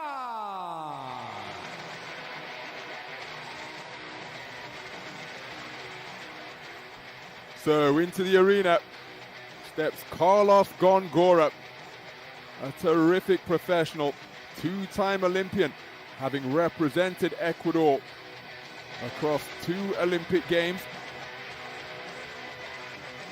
Outstanding boxer, taking 2 Pan Am Games bronze medals in 2007 and 2011. Carlos Gongora up the 3 steps, having competed at the Olympic Games in Beijing and at 2012 in London. Back in the ring for the first time since June of last year. 25-fight professional record under his belt. Встречайте, Pavel Silyagin. His opponent is the undefeated professional Pavel Silyagin. 16 bouts as a professional, 15 wins, 7 of them inside the distance, 1 draw, 0 defeats, and he too brings in a glittering set of accolades from the 3-round format of IBA boxing. Commentated on him winning 2015 World Championship bronze at 81 kilograms, winning 3 contests out of 4, and it took the estimable figure of Julio Cesar La Cruz, the Cuban maestro, to keep him out of the final. La Cruz en route to one of his 5 IBA World Championship golds.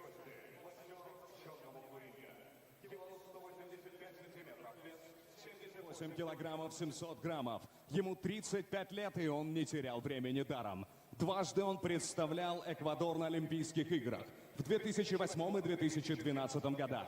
А в 2020-м завоевал титул чемпиона мира по версии IBO во 2-м среднем весе. Его обширный профессиональный рекорд составляют 25 поединков.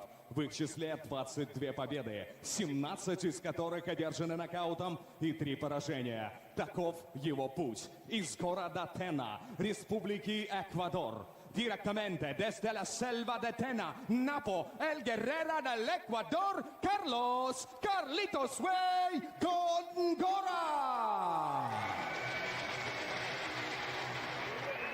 В золотом углу ринга русский боксер из столицы Сибири.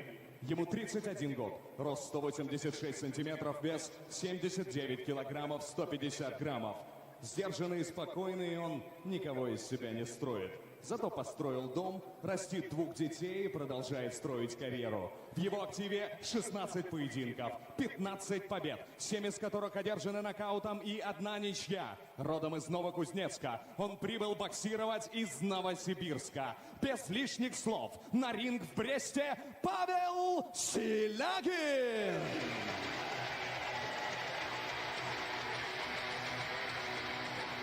Рефери этого поединка Валерий Пастухов, Молдова.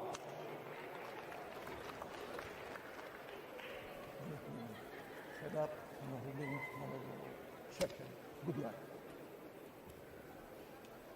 So Mr. Valery Pastuhov with the final instructions as we take a look at the quick tail of the tape ahead of this battle between experienced boxers. And we are underway.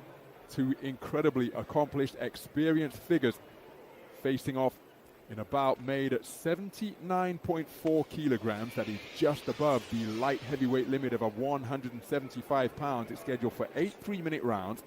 And the southpaw wearing the black trunks trimmed with gold is Carlos Gongora, 2-time Olympian from Ecuador. He's just taken a cracking combination punctuated by a left hook from the man wearing the white trimmed with gold, and that is Pavel Silyagin, 31 years of age. He too, so much experience under his belt with that 2015 World Championship bronze and 2015 European Games bronze. Undefeated in 16 professional contests. The man who just scored with that right jab to the body. Beautiful movement around the target from Silyagin. Carlos Gongora back in the ring for the first time since June of last year, when he dropped his 3rd contest. But to give you an idea as to how good a boxer Gongora is, the 3 losses that he's dropped on his record came against Lester Martinez, who's just backed up by Silyagin there. Christian Mbili, the former Olympian, who's continuing to rumble his way through the professional ranks. And Lerone Richards, Sniper the Boss. And the rematch between Joe Parker and Derek Chisora. I was ringside for his sojourn into Manchester back in December of 2021. Nice right jab upstairs, left uppercut to the body from Gongora. Gongora just making his man fall short with a jab, and both men pivoting around the target at mid-range, just beyond the halfway stage of this opening round. Beautiful corkscrew right hand, the final shot on that 3-punch combination, and Silyagin flying through the gears once again as he pinned Gongora to the ropes.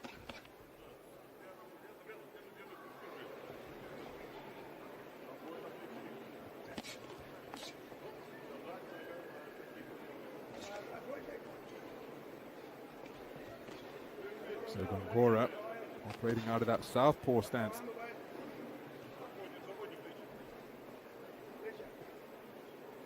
Just looking to keep his foot on the outside of that of Silyagin. Silyagin doing an outstanding job moving around the target and then closing the distance on quick feet.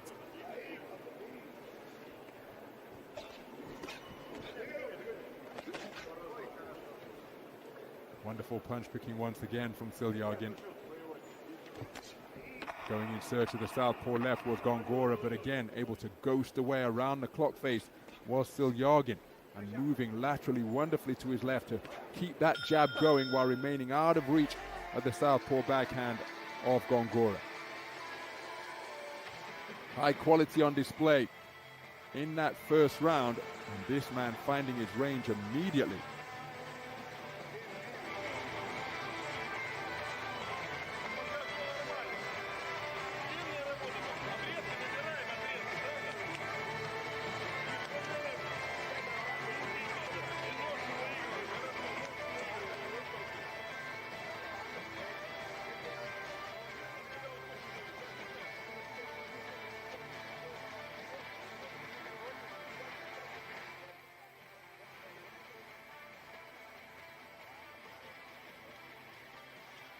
some of the action from the first round. Exchange of jabs, but keeping the attack going to perhaps have the final word was Silyagin.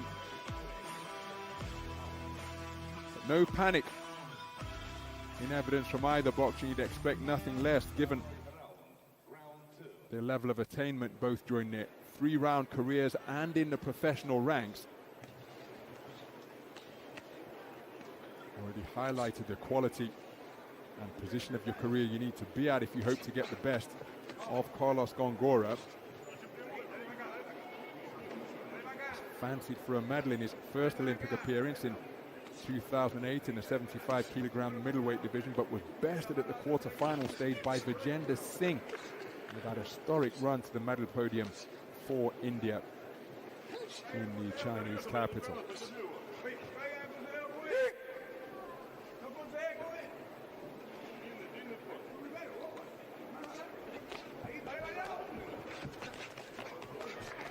Burst of featherlight punches, but plenty of activity from Silyagin, is scoring with a good right jab and left cross to the body is Gongora. His second Olympic appearance, it was the outstanding Kazakh boxer Adalbek Nizimbatov who came away with silver. He bested him in the round of 16. From Ecuador, but long-time resident in Boston, Massachusetts. The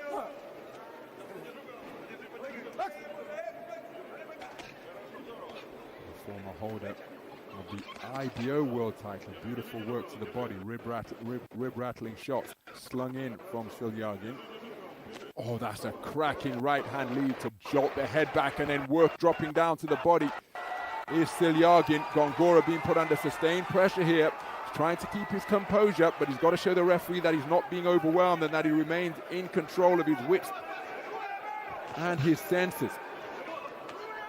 Intelligently claims his man around the waist, because that was a really good passage of the round produced by Pavel Silyagin. Showing variety once again as he scored effectively both upstairs and downstairs. Wonderful left jab, snaking in between the high-held gloves of Gongora. And Gongora consistently being beaten to the punch here. Now Hook's getting around the rear of his defenses once again to swivel his head sideways, and then another jab through the middle, and his defenses are proving rather porous through this passage of the second round. So how will he elect to play it? Looking for the southpaw left, but couldn't find a range, Gongora.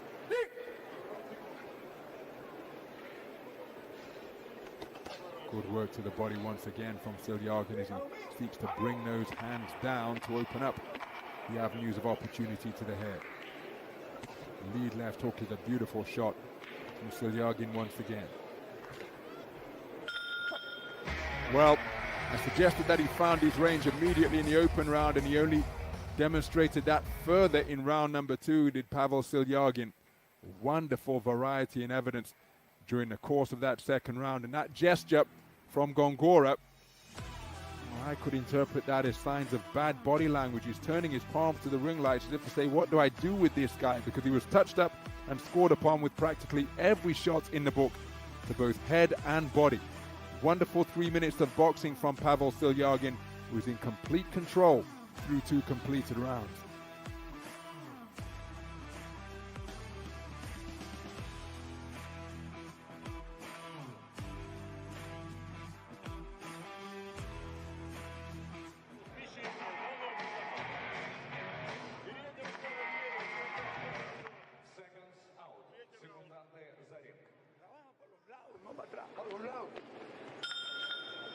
Третий раунд.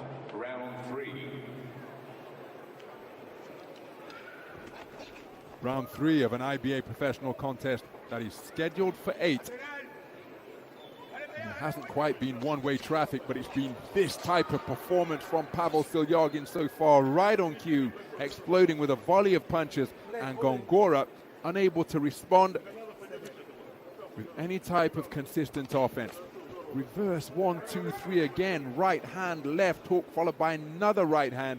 The left hook sneaking around the high-held southpaw right of Gongora. But his defenses have been breached on a regular basis through the 2 completed rounds And 50 seconds of this third round so far. There's a good southpaw left from Gongora. Former IBO super middleweight champion of the world with perhaps his best scoring shot of the entire contest. But leading off once again as he spins around the target is Silyagin, then drives in a right hand to the body of Gongora. Gongora, 35 years of age, as he goes in search of the southpaw left, not too far away, but he is having more success when he quickens his feet and kept the attack going.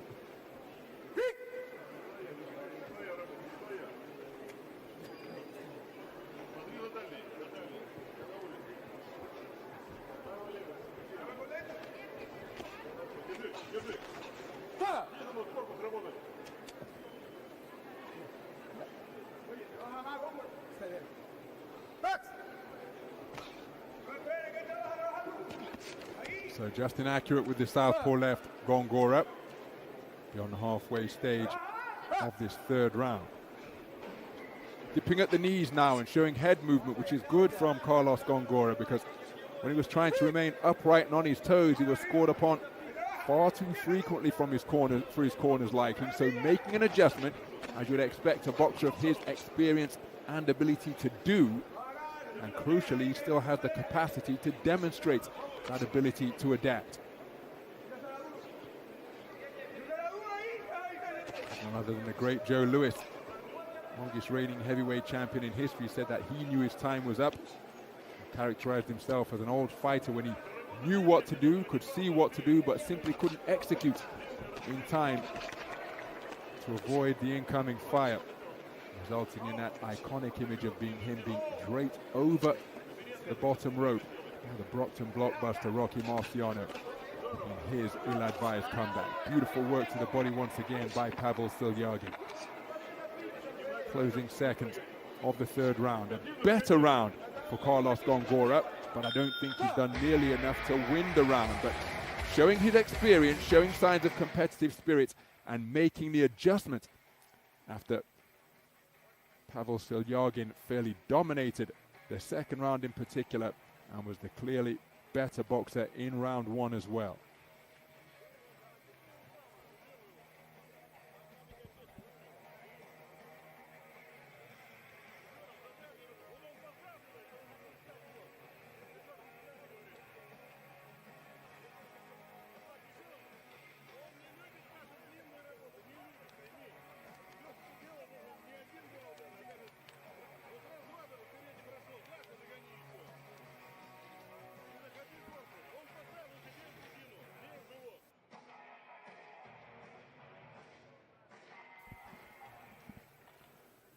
Well, Gongora with more success during the course of that third round, as evidenced by that sharp, straight southpaw left.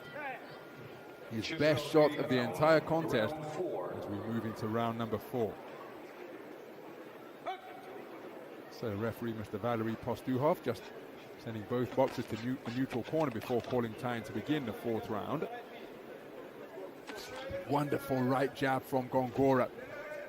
He seemingly has found his distance now. Silyagin attempting to counter with the right hand to the body, but it was inaccurate. Heads coming dangerously close together there in this battle between orthodox and southpaw boxer. Thankfully, there was no clash and no harm done. But Gongora altogether more active. Remember, at the end of the second round, was it? He turned his palms up to the ring lights as if to say, what do I do with this guy? But in round number 3 and here in round number 4, seems an altogether different boxer. More dynamic, varying his height as he seeks to get forward over that southpaw lead right leg. Not too far away with the lead right jab is Silyagin, teasing in and out on his toes. Reaching for that left jab and wasn't too far away with it. Counter right hook is a wonderfully educated shot from Gongora, and he had the final word with a left cross during the course of what was a high-quality exchange. But Silyagin keeping the attack going, making it a two-phase attack, and just seeking to put Gongora under pressure near the ropes. Now the action back at center ring. But a wonderful passage of the bout. High level in evidence from both of these accomplished operators. Just beyond the halfway stage, lead left hook got behind the right glove of Gongora from Silyagin. Right hand down the middle from Silyagin, followed by a double jab which snaps the head back of Gongora, and he's got to get that head movement going again, which he started demonstrating in the third and kept going here in the fourth. But now it's Silyagin getting on top again with another good passage of the round. So Silyagin was seeking to make another trip around the clock face there, but instead ended up falling into his man.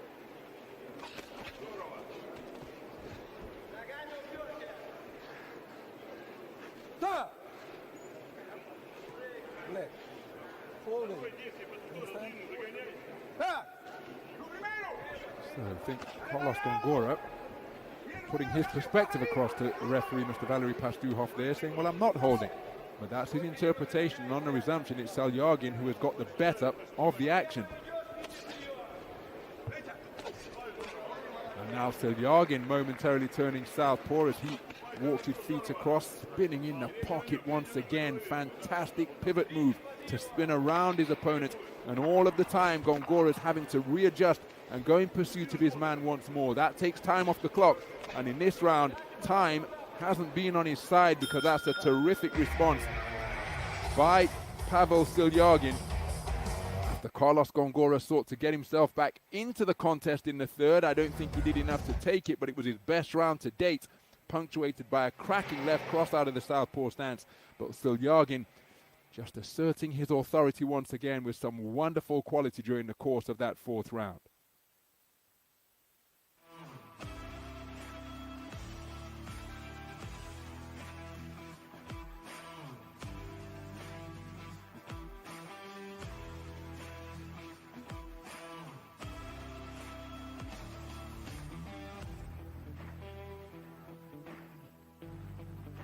Perfect judgment of distance in that three-shot combination with the right cross and final jab to end the three-shot salvo.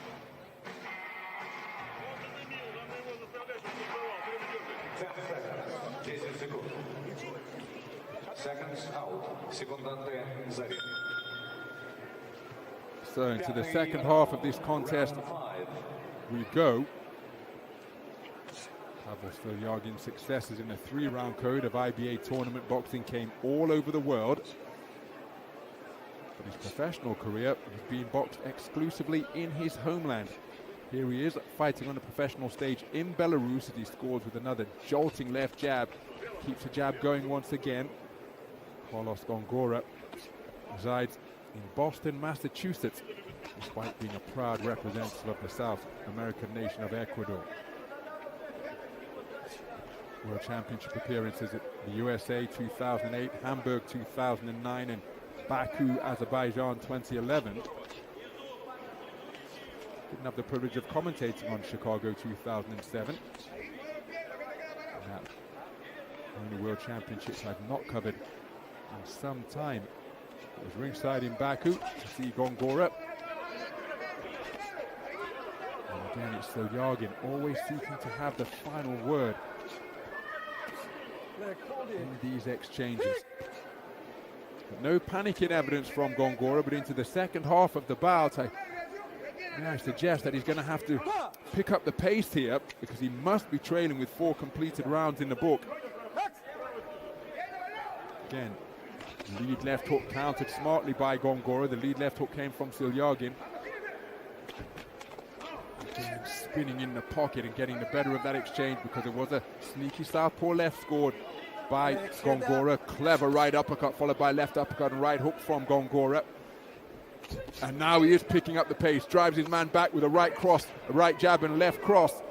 Silyagin may have been momentarily stunned by that, but he answered back just to keep Gongora honest and prevent him from getting greedy.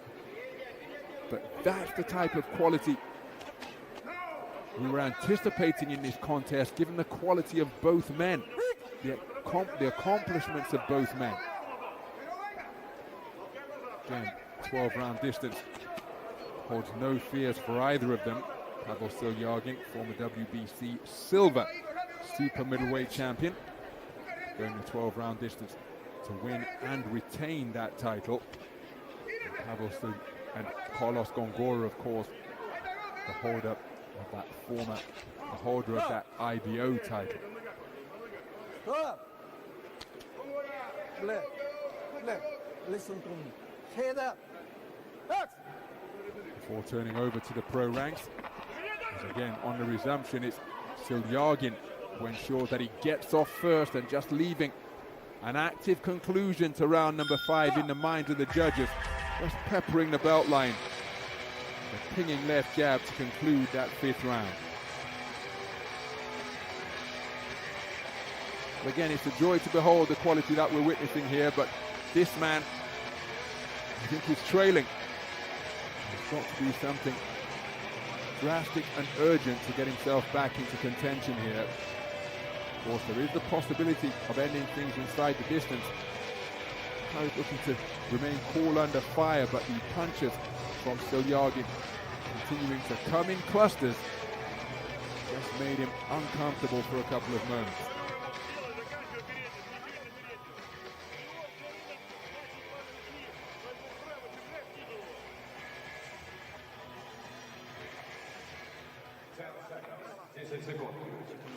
Seconds out. Секунданты за ринг. 6th round. Round 6. Round 6 then of a contest scheduled for 8, 79.4 kilograms, just above the 175 pound light heavyweight limit. The right jab was a scoring shot from Carlos Gongora, 2-time Pan Am Games bronze medalist, who must be trailing in this contest. But of his 22 victories, there's another punishing right jab pistoned out by Gongora. Of his 22 victories, 17 have come inside the distance for a 77% KO ratio. So he does have that type of weaponry in his armor, but he's going up against an undefeated boxer tonight. And by definition, they don't know how to lose. So Gongora, who's moved smartly in the pocket there to dip beneath the incoming fire and spin around the target to render his man inaccurate, dropping down with a good stab jab to the body. Silyagin looking to answer with offensive successes upstairs. But he's going to need a big conclusion to the contest, and of course there is always the possibility of taking your man out inside the distance. But it's going to be, the onus is going to be on Gongora. Wonderful lead left hand out of the southpaw stance from Gongora to catch Silyagin as he was firing himself. Eye-catching shot, another looping left hand out of the southpaw stance from Gongora, who enjoyed a cracking 3rd round. Again, I don't think it was enough to win the round. Picked off by a strong left jab. Looks to counter with a roundhouse southpaw left, does Gongora. The ring generalship from both pleasing indeed. Silyagin pinning Gongora against the ropes. He was square, inviting pressure, and he's just gone from one set of the ropes to the other. Wonderful portion of the round for Silyagin. A little bit surprised at that tactic employed by Gongora to invite pressure on one set of the ropes, then just go across the ring and take up residence on another set of ropes. So Silyagin putting together a strong conclusion to the round here. And Gongora, footwork just a little untidy as he tottered counterclockwise to his right. Now he's got his stance back beneath him. Oh, look at that work with the right hand. Hooks turned into uppercuts and then bringing the left hand into play, Silyagin. Wonderful forward foray to apply a sustained burst of pressure against Carlos Gongora.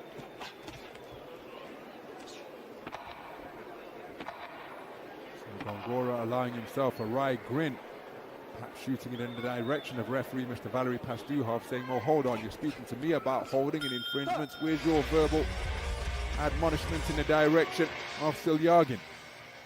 Another quality round, defiant grin of that gum shield from Gongora, but I think it's a round that he will have lost,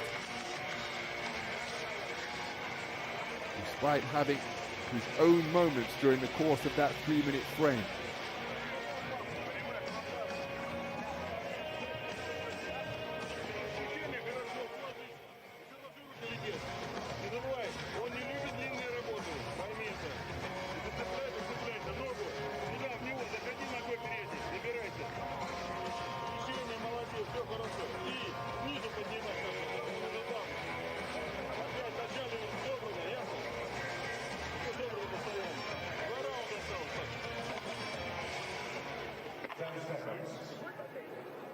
Секунданты за ринг. Седьмой раунд. Round 7. So as we move into round number 7, Carlos Gongora, he needs a massive couple of rounds, or more efficiently, preferably a stoppage. He had success with his southpaw right, countered by a snapping left jab from Silyagin. And again, reverse 1-2, right cross, left jab from Silyagin, getting in between the wide-held gloves of Gongora. And how about that for lead right hands to the body? Sharp, straight, snappy, straight above the belt line. Gongora complaining, and then he's picked off by a right uppercut as he retreated to the ropes once again. Fighting off the ropes, an art in itself, of course, but it hasn't been too effective a tactic for my money from Gongora, and I'm not quite sure what he's complaining to referee Mr. Valery Pastuhov about. Because this is the name of the game. Hit without replies. He runs into another jolting left hand from Silyagin. Well, snarled defiantly into the camera as he made his way back to the black corner at the end of round number 6. Did Gongora, suggesting that he's got plenty of spirit, fighting spirit and energy left. He's got to demonstrate those qualities in the heat of battle here in the boxing ring, because he must be trailing, as again Silyagin doing an outstanding job moving laterally both left and right around the target. Scores downstairs and up to the head. That trip to the canvas ruled a slip by the referee, Mr. Valery Pastuhov. Left jab to the body on the resumption from Silyagin. Well, not quite sure whether Gongora is trying to lay a trap here, as he's picked off by a fusillade of punches to both head and body. And this is bad body language coming from Gongora here. He flexed his right glove as though he might have a problem with his hand. His hands came down, he looked to his corner, went walkabout for a little bit. His 3 losses, all of them have come on points against undefeated prospects. That's what he's in the ring against tonight.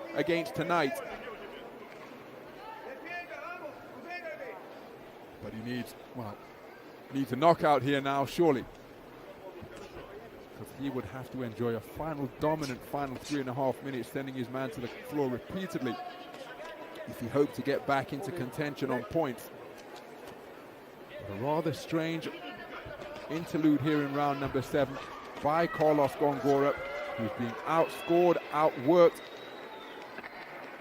And Pavel Silyagin showing wonderful variety in his full repertoire. He's varied his height beautifully, working effectively to both head and body. And Gongora, well, he's looking at that right hand once again. A little bit of a stumble as he made his way back to the black corner. And this man has got to take his man out of there inside the final 3 minutes, because Silyagin must be ahead by a considerable distance on the scoring cards of the 3 judges.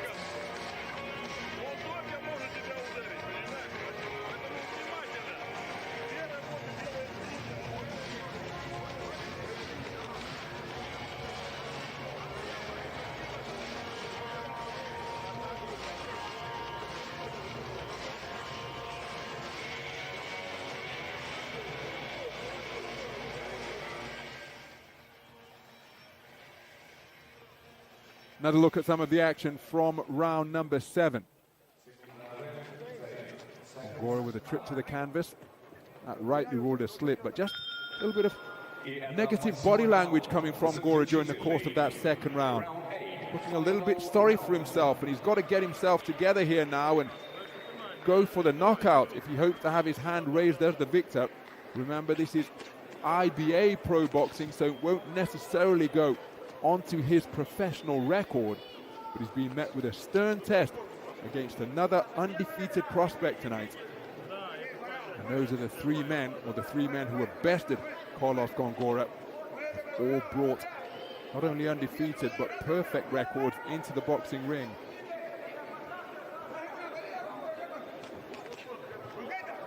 I wonder whether this is turning into something of a survival mission here now for Gongora, because again, he's looked at his right hand a couple of times in round number 7. Now he's going for it with the southpaw backhand. Picked off by another piston-like straight shot from Silyagin. Keeping an eye to see how often he's throwing that right hand. He's feinting with it aplenty. Has his wits about him to the extent that he can engage in some non-verbal communication with Silyagin's corner. Here you see he throws a southpaw left hand once again, not setting it up with the right hand. I just wonder whether it's been damaged to make it too painful to throw. Because he had his hands full, speculating of course, but if he has injured it, that lead right hand, his hands were full with the variety and movement and ringcraft of Pavel Silyagin. And if you're rendered a one-handed fighter because of an injury, well, it makes it an altogether more difficult task. So no signs that Carlos Gongora is going in search of the KO that he needs. And again, the bad body language, at least that's how I saw it from my commentary position, that was coming from him in round number 7. I just wonder whether he has sustained an injury to that southpaw lead right hand. You see how he threw the southpaw left and spun around to end up as an orthodox boxer. There's been very little coming from his lead right hand other than feinting, as his defense is penetrated once again by accurate straight punching from Silyagin, who spun around the target, put his man on the ropes, and then picked him off with another right cross. It's been a very accomplished display from Pavel Silyagin, who's en route to extending his unbeaten professional record. There was a punch without real purpose from the lead right hand of Gongora. A miss. Even though it's IBA.PRO boxing and again won't necessarily go onto the professional ledgers of the boxers, it will do Pavel Silyagin's confidence a world of good to know that he has gotten the better, and not just got the better, but fairly dominated a former IBO world champion. Oh, that will continue to strengthen his belief. Oh, Carlos Gongora just going walkabout before returning to his black corner. I think he knows that it's not going to be his night. Showed moments of the quality you would expect from a 2-time Olympian, 3-time participant in IBA World Championships, and 2-time Pan Am Games bronze medalist. Pavel Silyagin, when Gongora sought to launch a rally, particularly in the 3rd round where he had a really eye-catching success with a southpaw left cross. Well, thereafter, Silyagin asserted his authority and, dare I say it, dominance once again. And speculating, of course, that he sustained an injury to that right hand, but he was inactive during the course of round number 8.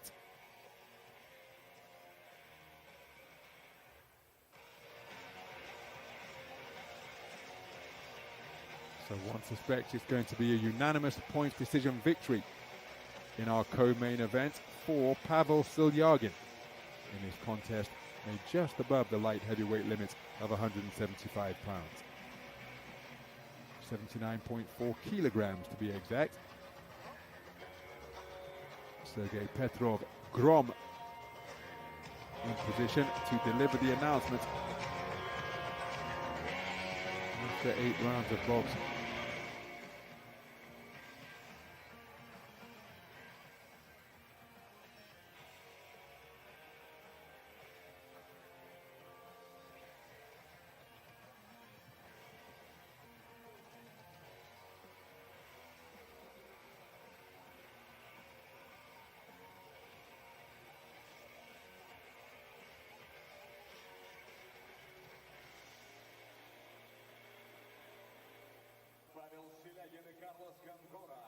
В центре ринга. Отведенные им 8 раундов позади. И в этом поединке единогласным решением судей победу одержал Pavel Silyagin. Ladies and gentlemen, after 8 rounds of boxing, your winner by unanimous decision, Pavel Silyagin, Russia. So there's confirmation of a unanimous point decision victory for Pavel Silyagin, the undefeated prospect out of Russia. Showing wonderful movement as he now shares his post-fight thoughts with Sergei Petrov, tonight's MC. Для телезрителей России это был удивительный бой, где ты как будто бы контролировал все. Это непростой парень, участник 2 Олимпиад, титулованный, с огромным рекордом, и ты просто ничего не позволял ему делать. В чем секрет подготовки? Как строили подготовку к этому бою? Насчет секретов, это к тренеру. Я просто выполняю то, что он говорит, я ему доверяю. А вообще, начал я с клуба «Спортивная линка», это в городе Новокузнецке, потом клуб «Первомаец», и сейчас клуб «Сузунец» вот с данным тренером Юрием Викторовичем. Всех благодарю за поддержку. Еще раз подтверждает, что то, что выглядит легко, на самом деле дается большим трудом. Это был Павел Силягин, триумфатор сегодняшнего поединка. На ринге в Бресте он завоевал свою 16-ю. So Pavel Silyagin sharing his post-fight thoughts with the crowd in attendance here at the Victoria Sports Palace in Brest. Let's take a look at some of the action that earned him a unanimous points decision victory. Carlos Gongora, competitive, particularly in the third round. He did his best work, always in the contest for the first 6 rounds, but not doing enough to win the contest. And then in the 7th round, just appeared a little bit uncomfortable. And in the 8th round, well, his southpaw right hand was almost non-existent in terms of the activity he was able to produce with it. Not a problem for Pavel Silyagin, who showed a wide repertoire of punches, wonderful movement, real composure during the course of what was a unanimous point decision win. So that was our co-main event, and up next, our main event, featuring Belarus's favorite boxing son, Alfiorau, former World Championship medalist in the 2021 edition in Serbia at the Belgrade Arena.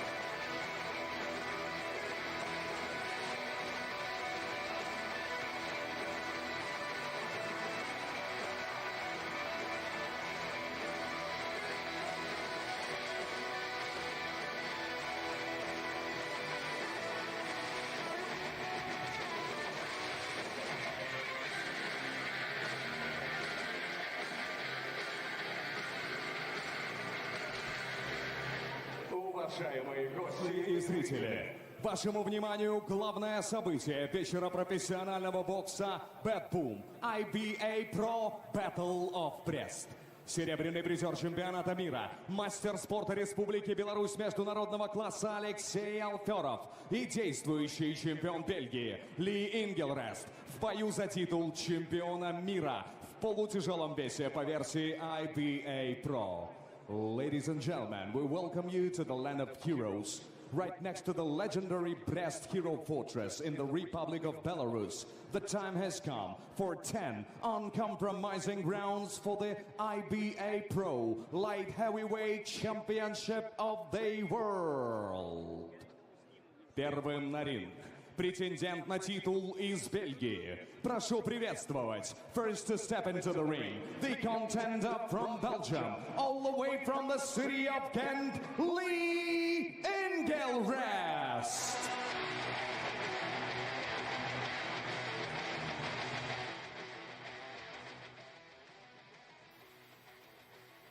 Well, what a moment in the career of Ingelrest. 13-fight professional record, undefeated to date, 12 wins and a draw. Preparing to fight outside of his homeland for the first time as a professional. 4 of those wins in his 12 coming inside the distance. 25 years of age is the man from Ghent as he steps up in the presence of IBA President Mr. Umar Kremlev, battling for that beautiful belt, the IBA Professional World title in the light heavyweight division. В золотой угол ринга выходит боксер из Республики Беларусь. And now, fighting out of the Republic of Belarus, Sustrakaitse, Aliaksei Alfiorau.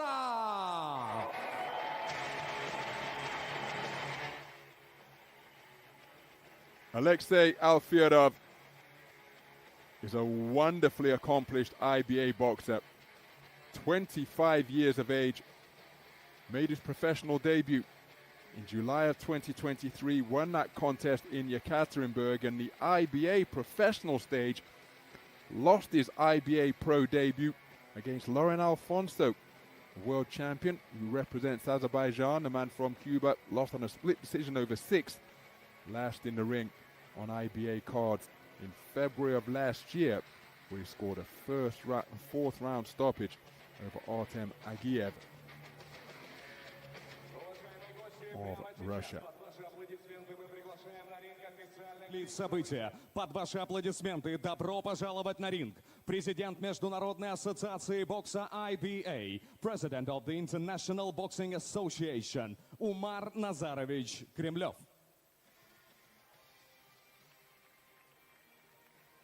So IBA President Mr. Umar Kremlev И прошу приветствовать промоутера, генерального директора IBA.PRO Алфиорау.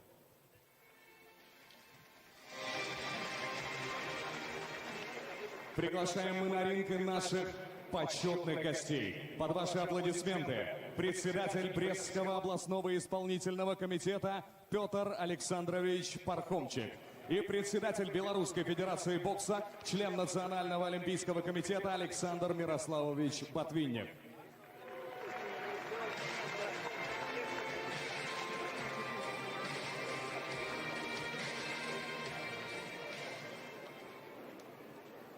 Петр Александрович, несколько слов для всей нашей аудитории. Добрый вечер, дорогие друзья. Добрый вечер, жители города Бреста. Добрый вечер, гости города Бреста. Ну и, конечно же, наши спортсмены, наши судьи, которые посетили сегодня нашу прекрасную синеокую Республику Беларусь. Выражу, наверное, общее мнение и выскажу слова огромной благодарностью вот этому прекрасному человеку, председателю Федерации IBA.PRO, президенту IBA, человек, который подарил сегодня прекрасный праздник для брестских жителей. Впервые в истории проведены великолепные матчи. И сейчас мы буквально через несколько минут будем переживать за нашего прекрасного боксера Алексея, я думаю, за ценой не постоим. С большим спортивным праздником, дорогие друзья! Добрый вечер, Брест. Я очень горд, что нахожусь здесь, и это именно турнир, что сейчас, в преддверии Дню Победы, 9 мая, 80-летия. Я вас всех поздравляю с Днем Победы! Нашей победы! Нашей! И турнир приурочен как сохранение истории, воспоминаний, чтобы молодежь знала, что пусть все конфликты решаются на ринге, в спорте. Болельщикам красивого зрелища, тренерам удачи, боксерам пусть покажут яркие, красивые бои. В общем, поздравляю всех с таким боксерским праздником. Умар Назарович, большое спасибо. И для вас есть подарок от гостеприимной Республики Беларусь, от Брестской области. Я прошу вас, уважаемый Петр Александрович, вручить памятный Умар подарок. Назарович, это самый добрый белорусский зубр. Он вот... Мне обещали 10 новых, 10 живых.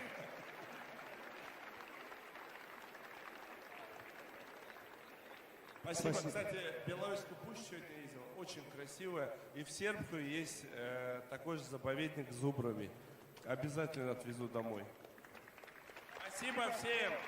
И от Белорусской Федерации бокса Александр Мирославович Ботвинник также вручает памятный подарок. Добрый день. Добрый день. Это первое действительно мероприятие, которое мы проводим здесь, в Республике Беларусь. Вы знаете, я бы хотел вам подарить эту уникальную перчатку. Второй такой нету в мире. Подождите, подержите ее. Она тяжелая, она очень тяжелая. Второй такой вы не найдете. Это уникальная, номер 1. Видите, даже вот здесь вы посмотрите. Она изготовлена специально для вас.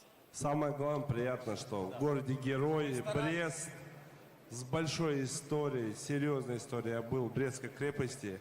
И я очень благодарен нашим предкам за ту гордость, за тот поступок серьезнейший. Как говорится, у нас в боксе говорят, умри, но сделай. Вот то, что было сделано. Спасибо, гордимся. И всем жителям Бреста спасибо огромное. Я хотел сказать спасибо всем, кто сегодня пришел здесь, поддержать наших спортсменов. Это действительно хорошее шоу, красивое шоу, которое мы проводим впервые в Республике Беларусь.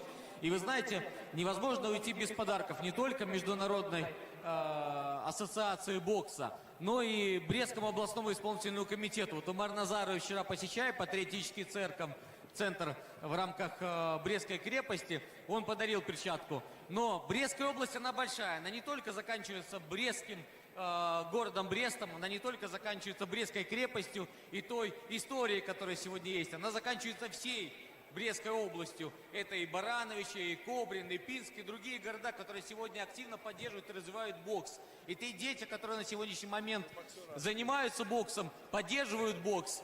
Это то сегодня атлеты, которые мы видим здесь, в эти ринге. Поэтому я бы хотел подарить отдельный сертификат на боксерские перчатки от федерации нашей. В количестве 220 штук, которые вы могли использовать для развития бокса в Брестской области. А то здесь ничего не написано было. Всем спасибо. Всем спасибо. Уважаемые гости, я прошу всех встать. В честь претендентов на титул чемпиона мира по версии IBA.PRO звучат государственные гимны. Первым звучит государственный гимн Республики Эквадор. Ladies and gentlemen, please rise in honor of the title contenders. National anthems will be now performed. First, national anthem of the Kingdom of Belgium. Звучит гимн Бельгии.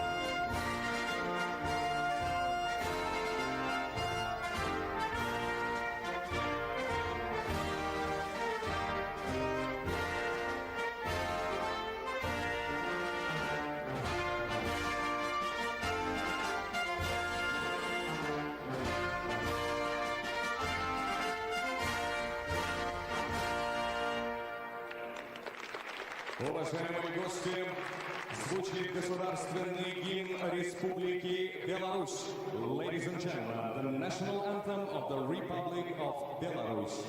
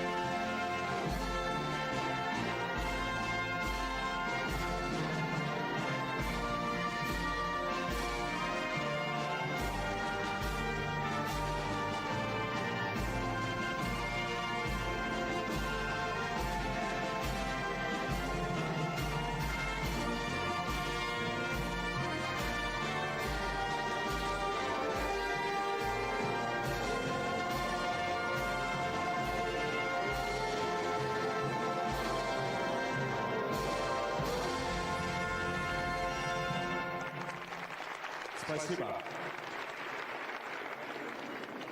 Итак, мы представляем вам официальный лист титульного боя. Introducing to you the officials. Supervisor IBA.PRO. Supervising tonight's event and representing the IBA.PRO. Максим Чертаковцев, Молдова. Боковые судьи. Ringside judges are судья номер 1, Judge 1, Валерий Пастухов, Молдова. Судья 2, Judge 2, Вячеслав Титов, Беларусь. Судья 3, Judge 3, Boban Damjanovic, Сербия. Referee титульного боя, officiating the championship contest. Third man in the ring, Сергей Журкин, Россия. Таймкипер Валерий Кекух, врач у ринга Александр Желнирович. И я представляю вам соперников. Introducing the title contenders. В черном углу ринга претендент на титул из королевства Бельгия. Ему 25 лет. Его рост 186 сантиметров, вес 79 килограммов 400 граммов. Его профессиональный рекорд состоит из 13 поединков, в 12 из которых он одержал победу, при этом 4 досрочно и 1 ничья. Он прибыл в Брест в статусе действующего чемпиона Бельгии и имеет настрой обрести здесь 2-й статус. In the black corner, the title challenger from the Kingdom of Belgium. He's 25 years old, standing tall at 186 centimeters, weighing in at 79.4 kilograms of pure fighting power. His professional record speaks volumes. 13 fights, 12 victories, with 4 knockouts and just 1 draw. He arrives in Brest wearing the crown of Belgium, reigning national champion. But tonight he hungers for his 2nd championship glory. All the way from the city of Ghent, Lee Ingelrest. Золотой угол ринга за спиной белорусского боксера. Его рост 183 сантиметра, вес 79,25 килограммов. Ему, как и сопернику, 25 лет, но его главным интересом долгое время был олимпийский бокс. Перед вами серебряный призер чемпионата мира по боксу IBA в Сербии. Мастер спорта международного класса. Его первый и единственный профессиональный бой принес ему победу. 2-й может принести титул чемпиона мира. И для этого он сделает на ринге все, что зависит от него. Из города Гродно, Республики Беларусь, Алиаксей Alfiorau.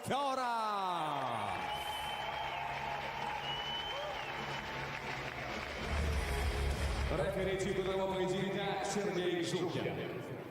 Head up, no low blow, no holding. Listen and follow my command. Good luck.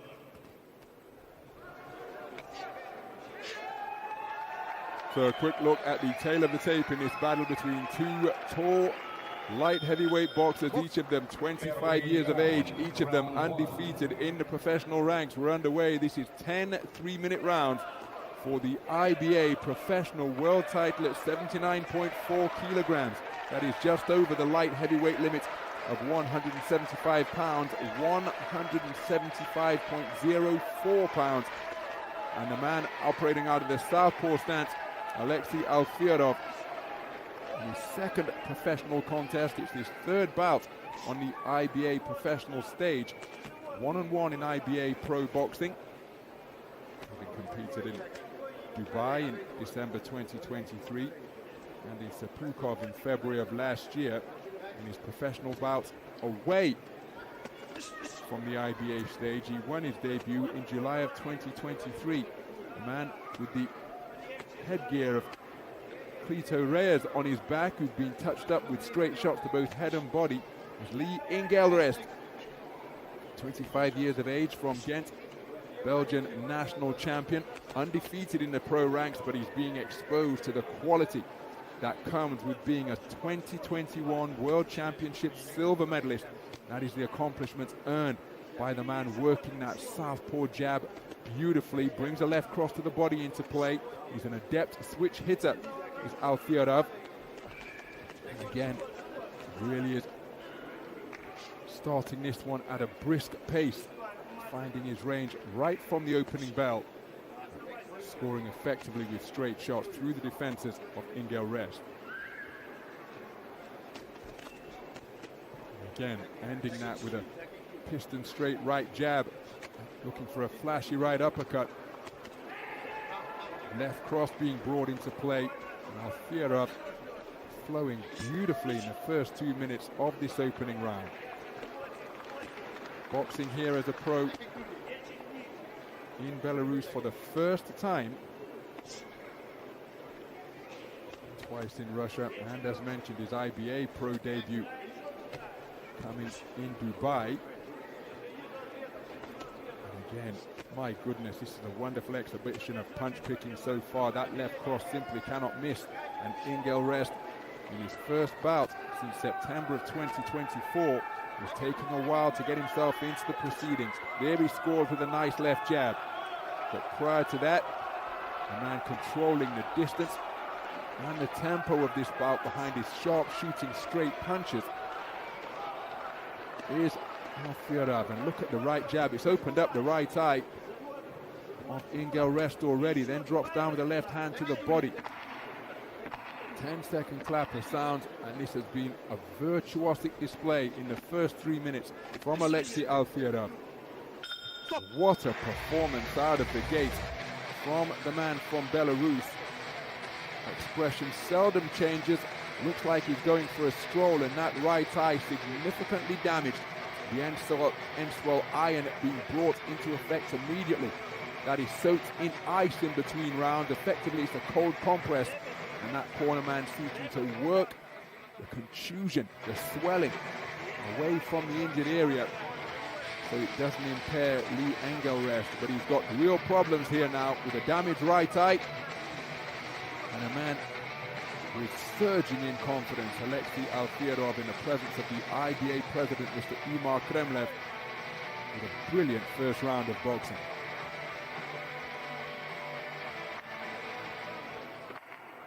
Seconds out. Секунданты за ринг.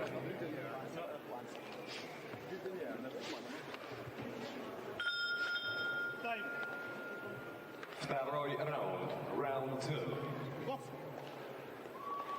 So, Mr. Sergei Zhurkin calls time to begin the second round. And right on cue once again, the right jab working wonderfully to both body and head from Alfiorau. And sensing that he's got his man going, he's picked up the pace here, backing Ingelrest up across the ring. He goes down from a body shot, and this has been a quite sensational start to this battle for the IBA professional light heavyweight title. Ingelrest, an undefeated boxer in his first contest outside of his homeland, being pieced up to body and head once again. Rib-rattling attacks being slung in. There's another left hand to the body. Another one across the solar plexus. Those are the type of shots that can produce a debilitating pain. Looking to counter over the top is Ingelrest, but only in search of the body currently is Alfiorau. Wonderful variety once again. Oh, muscular hooks sunk in beneath the elbows. And Ingelrest, you can see him shortening every time another shot slams into his torso. His height being reduced. Counter left hook is a gunshot of a punch from Alfiorau. And Ingelrest simply not being given any time to get himself into this contest. One-way traffic being produced by Alexei Alfiorau. And it is a quite sensational display so far through the halfway stage of this second round. He was ringside at the Stark Arena in Belgrade when he lost one of the most... Oh, that's another punishing left cross to the solar plexus. And it causes Ingelrest to take a knee for the second time in the contest. He's still got a minute to negotiate, and the manner in which Alexei Alfiorau is setting about his man, well, it's going to take some effort for the man from Belgium to make it to the sanctuary of his black corner. Alexei Alfiorau continuing to target the body unmercifully as the fans dial up the decibel level in support of their man. Will he seek to get him out of there in this second round? Precious few successes for Ingelrest to celebrate. Oh, there's another hard left hand driven in out of the southpaw stance as he continues to tee off downstairs. The mouthpiece has come out. Referee Mr. Sergei Zherkin calling time to allow that mouthpiece to be rinsed and reinserted. This will give Ingelrest some respite, but equally that's a breather for Alexei Alfiorau.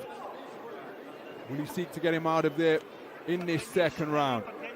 Ingelrest back out, letting his hands go. He's backed up to the ropes once again. Another spearing left cross driven into his abdomen. And this has been a torrid round endured by the Belgian national champion, sent to the floor twice from body shot.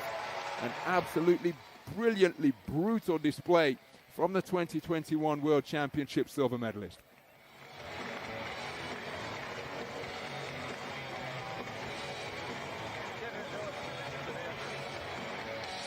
Some of the work to the body from Alexei Alfiorau. There was the first knockdown, and then he kept the attack going throughout. There's another angle of the same initial knockdown scored by Alexei Alfiorau. But the manner in which he was able to target the body, the variety on that southpaw backhand. The first shot landed during this salvo with the palm turned upwards, and then he turned his palm to the canvas, drove it in, pushing off the back foot, and he forced Ingelrest to the canvas for the second time.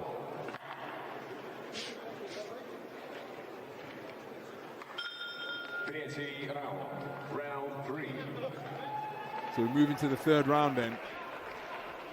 And how well will Ingelrest have recovered during that 60-second interval? It's Alexei Alfiorau out efficiently and sharply to begin this third round once again. There Ingelrest with a hard right hand to the body followed by a left, but look at the difference in speed. Punches coming in from a variety of angles from Alfiorau, from the belt line, from the pec, from the shoulder, from the jaw. And every shot in the book picking off Ingelrest. He's driven to the ropes once again, and he's not found any sanctuary there. He's sent to the canvas for the third time. Each time it's been from a body shot. And the bad body language coming from him. He turns his back. Now shows the referee that he's okay. The eye was damaged in the opening round. He's been worked over to the body terrifically by Alfiorau. And look at the way he's bringing those hands down, trying to get upon his toes. There's uppercuts coming into play now from Alfiorau. Ingelrest, in his first outing of 2025, dare I say, he's being shown levels here as left cross is crashing home through his defenses. He's still not recovered. He's backing off, trying to keep this man away, but not being given any respite from Alfiorau, who remains merciless in his approach, walking his man down and continually teeing off downstairs. The damaged right eye won't be helping Ingelrest causes either. That could render him unsighted from that left flank. Shoots out a left jab as Alfiorau just elects to go walkabout, take a bit of a breather, but when he steps back into range, just cracking out that right jab like a riding crop, and he's down from a southpaw left to the body once again. 4 times He's been sent to the canvas twice in round 2, twice here in round 3, and just as in round number 2, the second knockdown scored with around a minute remaining, and I don't think Alfiorauv's going to let him off the hook here. You can see Ingelrest is now finding himself in that invidious position where, because of the body attacks being launched by Alfiorau and the punishment he's sustaining downstairs, his foot movements are sewn to that of a glacier. He's sent to the canvas for the 3rd time in the round, the 5th time in the contest, and this bout is over. He's incredibly game, getting back to his feet once again. Well, I thought with 3 knockdowns in the round, 4 in the contest, referee Mr. Sergei Zhurkin was going to wave this one off, but Ingelrest back up, showing that he's up for the fight, but he's not offering any resistance. His body, he's literally legging it away from trouble here. There's a speculative right hand as he seeks to keep Alexei Alfiorau honest. But that was a punishing round. He's been dropped 5 times in all, and I think his corner could well do with taking a look at this, because he has been scored upon almost at will. Body-sapping attacks launched repeatedly by Alexei Alfiorau, snatching the soul of Lee Ingelrest with really accurate and sustained pressure. Nothing rushed about the work of Alexei Alfiorau. His expression never changes, and sending his man to the canvas, visibly grimacing under the accuracy these unremitting body attacks. And if you can make a boxer do that, well, it tells you the power with which he's punching and the accuracy with which he's placing his shots. That right eye reduced to a slit now. Round 4. As we move into the 4th round of a scheduled 10, I would be staggered if Ingelrest, or if this contest were to go the distance. He has been softened up repeatedly from the opening bell, truth be told, but particularly in rounds 2 and 3, where he was dropped twice in the 2nd round, 3 times in the 3rd. From the body shots of Alfiorau. Alfiorau looking to spear that left cross up to the jaw now. And there he gets through the defenses to snap the head of Ingelrest back. Ingelrest mentioned that he's not been in the ring since September of last year. He was involved in quite a series of incidents in February of this year as the left hook to the body glances across the torso of Ingelrest once again. He was scheduled to fight Shakan Pitters, the towering 6'6" light heavyweight out of Birmingham, for the vacant European title after the initial opponent, Daniel Belenda dos Santos, failed a pre-fight medical. Another body shot just causes Ingelrest to think about taking a seat on the canvas. Another right hand reduces his height once again, slamming it into the solar plexus. And this, as another left hand drives Ingelrest backwards. Credit to this man's toughness, because he has been scored upon heavily, downstairs in particular, by Alfiorau. So after Daniel Belenda dos Santos failed the pre-fight medical, it was at pretty short notice that Ingelrest then stepped in, but because he stepped in at such short notice, as he scored upon with a left cross to the body, then the head from Alexei Alfiorau, he couldn't make the weight to the satisfaction of the board as a right hook is turned beautifully beneath the left elbow of Ingelrest by Alfiorau, scoring with a spearing left cross through the middle once again. Momentarily orthodox as he spun away off the line. Alfiorau. So his scheduled February outing didn't take place up in the Steel City. Pitters fought journeyman Bakadur Karamian prevailed on a 2nd round stoppage instead of challenging for the vacant European light heavyweight crown. But that gives you an idea as to how this man is regarded. But here, against the European Games silver medalist, the 2021 World Championship silver medalist, the value of success in the unpaid 3-round code being writ large 2024 European Championships, excuse me, not the European Games, where Alfiorau claimed another major silver to add to the World Championship silver he won in Belgrade. So, after knocking his man down 5 times across the course of rounds 2 and 3, Ingelrest remaining on his feet during the course of the 4th. One wonders, is he saving himself to really step on the gas here in a bid to get his man out of there? Again, the body has been targeted fantastically well by Alexei Alfiorau.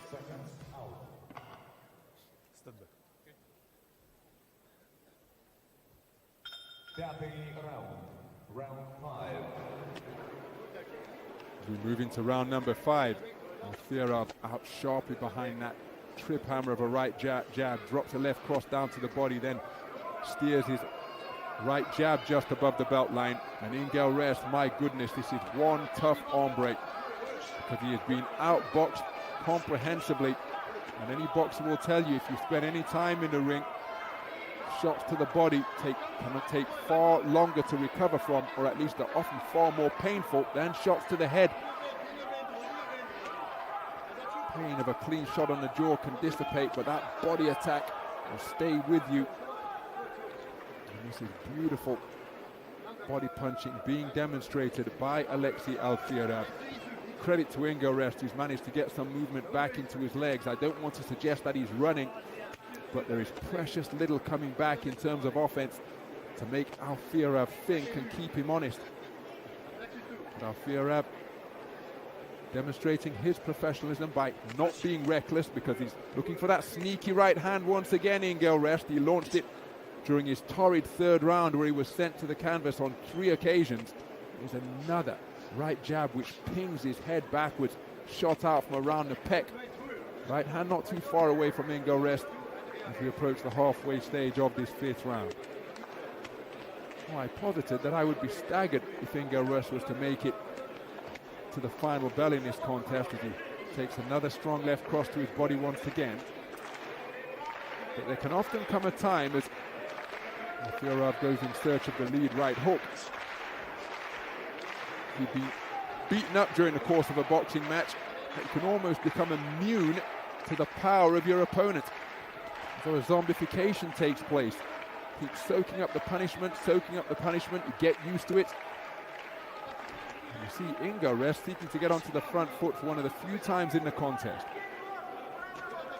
But again, one suspects that when Alfiorau seeks to take a breather, because when he lets his hands go, his ring generalship and his punch placement and variety of attack puts him well and truly in the box seat. It's been a dominant display so far as we approach 30 seconds to go in round number 5. Beautiful combination once again, ended by that right hook to the body from Alfiorau. And he has taken very little back in return. But again, when he elects to go walkabout, give himself a rest, Ingelrest showing that he's got plenty of desire, plenty of belief in pursuit of this IBA professional world title. Even though he's fighting in Alfiorau's homeland, he hasn't come to make up the numbers, hasn't come to lay down. But when Alfiorau elects to let his hands go, and he puts himself on an entirely different level, and there's a sporting touch of gloves out of respect between the two as the bell sounds to take us into the 2nd half of this bout.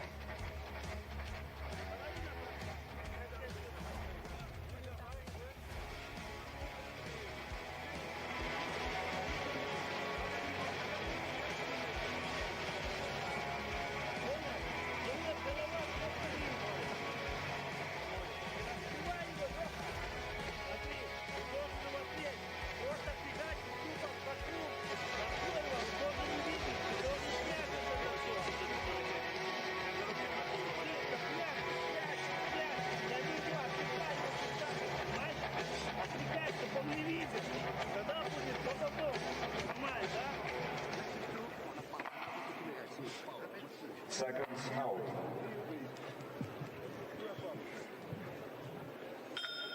Шестой раунд. Round 6.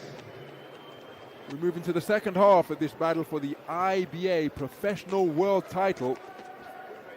Made at 79.4 kilograms, just above the 175-pound light heavyweight limit in the pro ranks. Double jab, left cross came twice in quick succession from Alfiorau, dropping his hands and just getting his wits back about him is Ingelrest, who again deserves immense credit for the toughness and sheer cussed competitiveness he's demonstrating here. He takes another right hand to the body. Alfiorau will have noted that all of his successes in dropping Ingelrest on 5 occasions have all come from body shots. None other than Tokyo Olympic champion, one of the best heavyweight champs of all time, Smoking Joe Frazier used to say, often he was the shorter man in the ring, the compact boxer. To epitomize that Philadelphia left hook, said the taller heavyweights can keep the head, I want the body. Would bring their hands down and would uncoil that howitzer of a left hook that served him so well throughout his professional career. There's Jimmy Ellis, Bob Foster, Muhammad Ali decking him in their first fight in the final round at Madison Square Garden in March of '71. So Alfiorau, most of his successes have come to the body. Ingelrest, despite that eye closing almost to a slit that was damaged in the first round by the sharp, straight shooting punches of Alfiorau. He appears to have a pretty good chin. So will Alfiorau continue to focus his attacks on the body once again? Just as I suggest that, he goes downstairs with the right jab.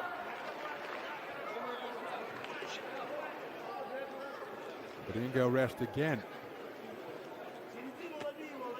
Testament to the man's toughness and belief and spirit, because he's on the front foot, going in search of his opponent, still believing that he can win this. Alfiorau, nice movements off the ropes to get back to the space of ring center.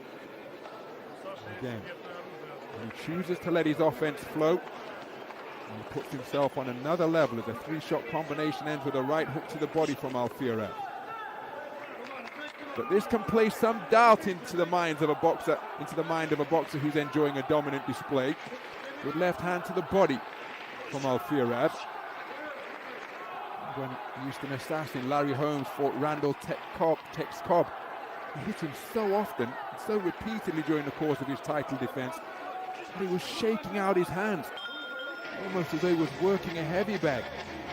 And Alfiorau must be wondering, well, boy, I've hit this man with everything, and through 6 completed rounds, he is still here, despite me putting him on the floor 5 times by the end of round 3. Those 5 knockdowns coming twice in round 2 and 3 times in the 3rd. But here he is, deep into the second half of the contest now as we prepare to enter round number 7. Ingelrest still on his feet and still in there pitching and competing. I think he needs a stoppage to win. Probably did once we heard the bell from round number 4. Of course, he could reciprocate what Alfiorau did and drop him multiple times. But he doesn't look as though he's got the repertoire or the arsenal to do that on a regular basis. But of course, any boxer who remains on their feet and is competent and being trained remains dangerous. And that is the beautiful thing about the sweet science of boxing.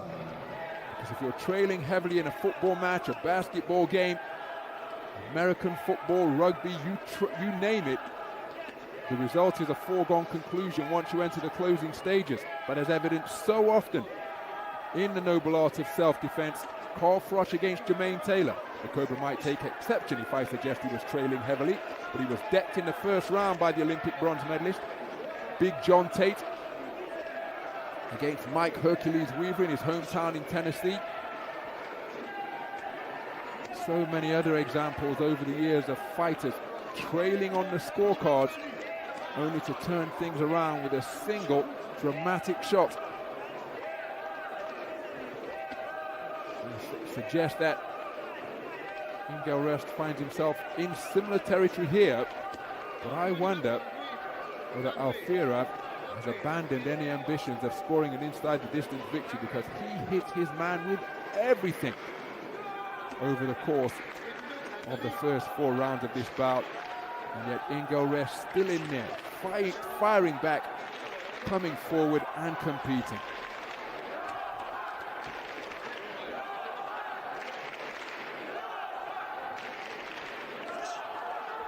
And Alfiorau over the 3-round format as he scores with a good left hand to the body. Knows all about that because his gold medal bout as he drives Ingelrest backwards with a flurry of straight punches. His gold medal bout against Robbie Gonzalez, saw Robbie Gonzalez weather an early storm, fight back magnificently at the Stark Arena in Belgrade to be declared a victor on countback. Ringside for that tournament, and if I remember rightly, in the biggest bout of his IBA career to date, Alfiorau came out with his vest inside out. That distinctive Belarusian flag, red and green, and yet it just shows his carefree approach to his craft. And that's not to suggest he isn't diligent in his preparations. He looks for the left uppercut out of the southpaw stance, but just not concerned with such niceties. He's just keen to get out there, get the head got, get out there and compete beneath the ring lights at the Stark Arena. One of the most pulsating contests you could ever hope to witness is another left hook driven in effectively by Alfiorau. But he increasingly on the back foot in this contest as Ingelrest continuing to press. Remember, some scoring judges favor the come forward boxer, but it has to be effective aggression as Alfiorau plays Matador to spin away from that shot that was fired in by Ingelrest, who again deserves nothing but credit and kudos for the manner in which he is continuing to compete in this contest after being decked on 5 occasions by the end of round 3.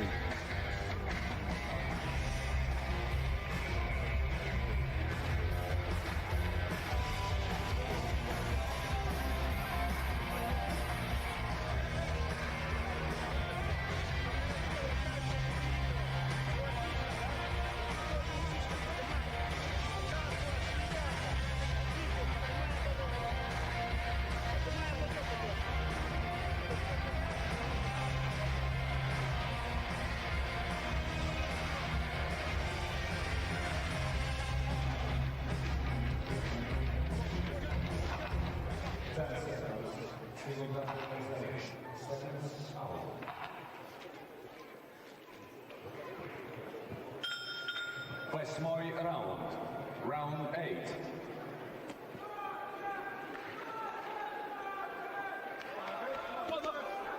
So moving to the 8th round of a scheduled 10. The IBA light heavyweight professional world title on the line. The home boxer, Alexei Alfiorau, wearing white trimmed with gold, in complete control in this one. He's just taken a bit of a breather for my money over the last couple of rounds because he's been on the back foot and has allowed Ingelrest, the undefeated boxer from Belgium, the Belgium national champion, to come forward. But now, just seeking to assert himself once again. And again, I do wonder whether he's abandoned any hope of an inside the distance victory here.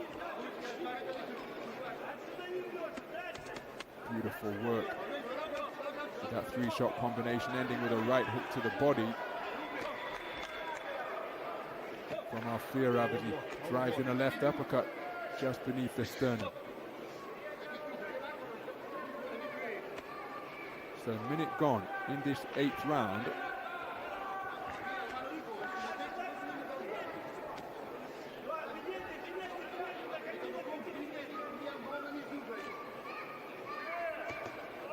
Left cross, the sharp shot to the body out of the southpaw stance.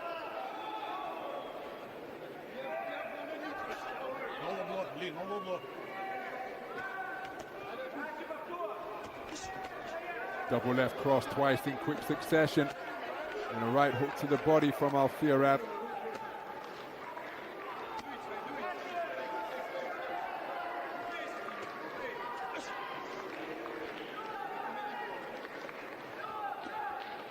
But again, one can only admire the bravery and guts being demonstrated, not to mention the toughness from the man, by the man from Ghent.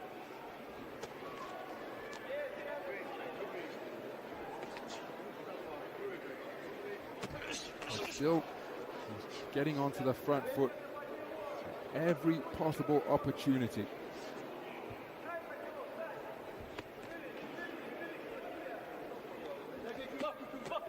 Left hand to the body once again from Alfiorau.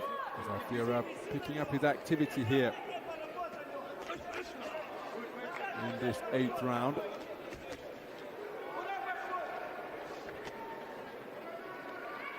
Sporting that eye-catching tattoo of the skull inside the Clito Rare's head guard. Runs a tattoo parlor in addition to his boxing, does Ingelrest. 8th round in the book here at the Victoria Sports Palace in Brest.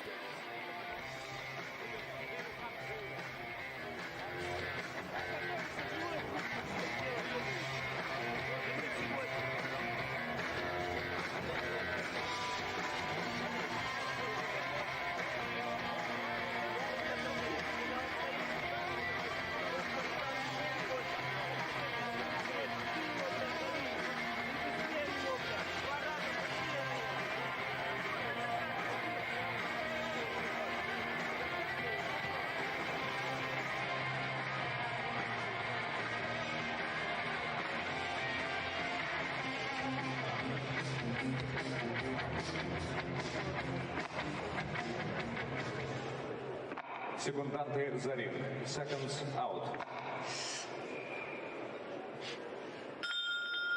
9-й раунд. Round 9.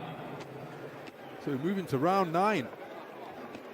And that isn't something I thought I would hear Sergei Petrov, tonight's MC, aka Grom Thunder, announced in the 3rd round of this contest.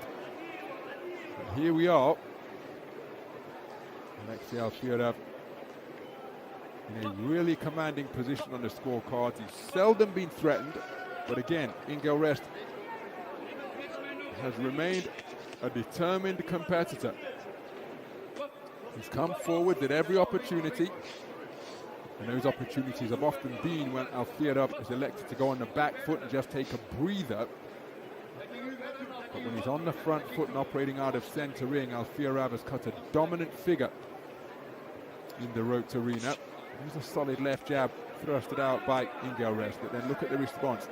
And the jab's being flicked up from the belt line from Alfiorau.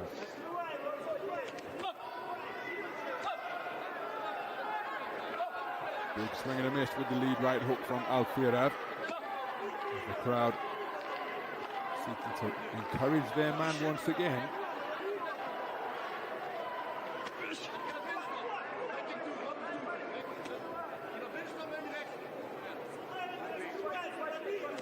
Counter left hand is a wonderful shot from Alfiorau.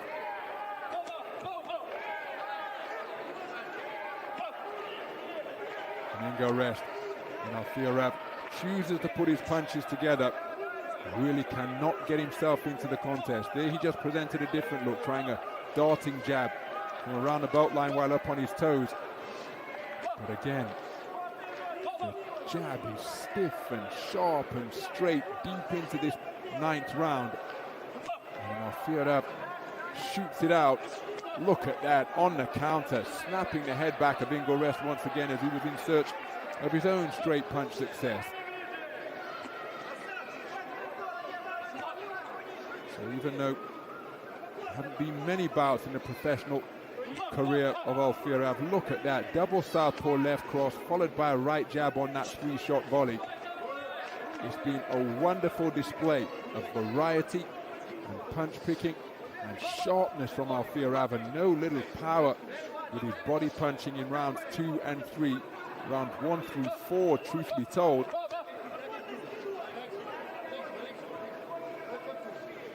But Ingelrest has made the adjustment. He's adapted to the speed and the power, and he finds himself still on his feet, approaching the end of the penultimate round. And that is something I did not think we would see with the torrid rounds he endured in the opening stage of this battle for the IBA professional light heavyweight world title.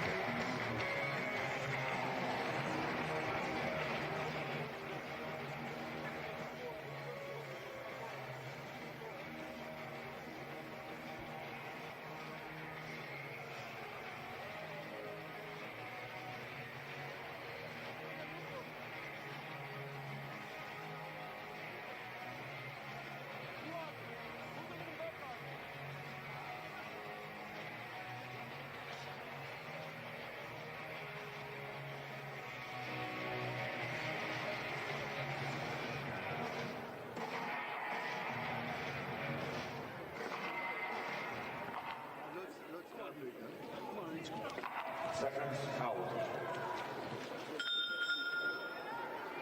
И это 10-й раунд. Заключительный. So a touch of gloves to begin the 10th and final round.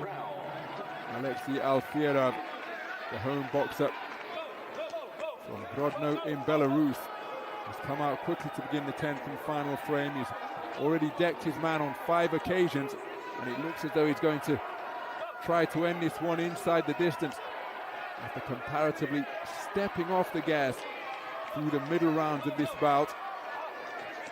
But here, with the finish line in sight, he has come out with renewed energy and vigor once again, slinging in those hurtful hooks to the ribcage which inflicted so much damage on Lee Ingelrest in the first half of this contest. But again, anytime that Alfiorau stops letting his hands go, Ingelrest is onto that front foot, seeking to walk his man down. Now, there hasn't been much effective offense from Ingelrest when he's got over the front foot. That's partially because the movement of Alfiorau is so effective, and Ingelrest no doubt wary as to what will be coming back, because he is such an adept counterpuncher. He's operated almost exclusively as a southpaw in this contest. He can switch hit on the fly as well. So again, it's just when he elects to go walkabout. But look at that, right jab followed by a left cross which came on a steep upward angle from Alfiorau. And this is testament to the quality that's required. Look at that, 3 jabs followed by a left cross, getting in between the gloves of Ingelrest. He comes in having won the Belgian national title, remember. But Alfiorau demonstrating the type of talent and ability that is required to make it to the upper echelons of IBA championship boxing in the 3-round tournament. European silver medalist in Serbia last year, World Championship silver medalist in Belgrade in Serbia in 2021. Wonderfully talented.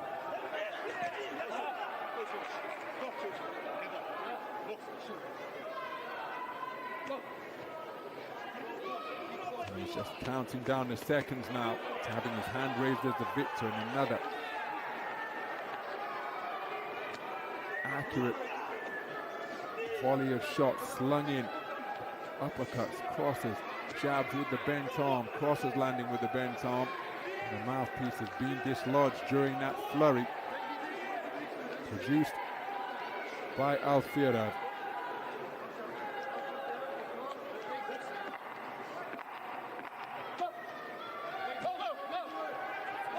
Well, this has been a quite improbable survival mission that has been pulled off by Lee Ingelrest, because at the end of round 3 he had been on the canvas on 5 occasions, having been sent to the floor by body shots on 2 occasions in round 2, 3 occasions in round 3.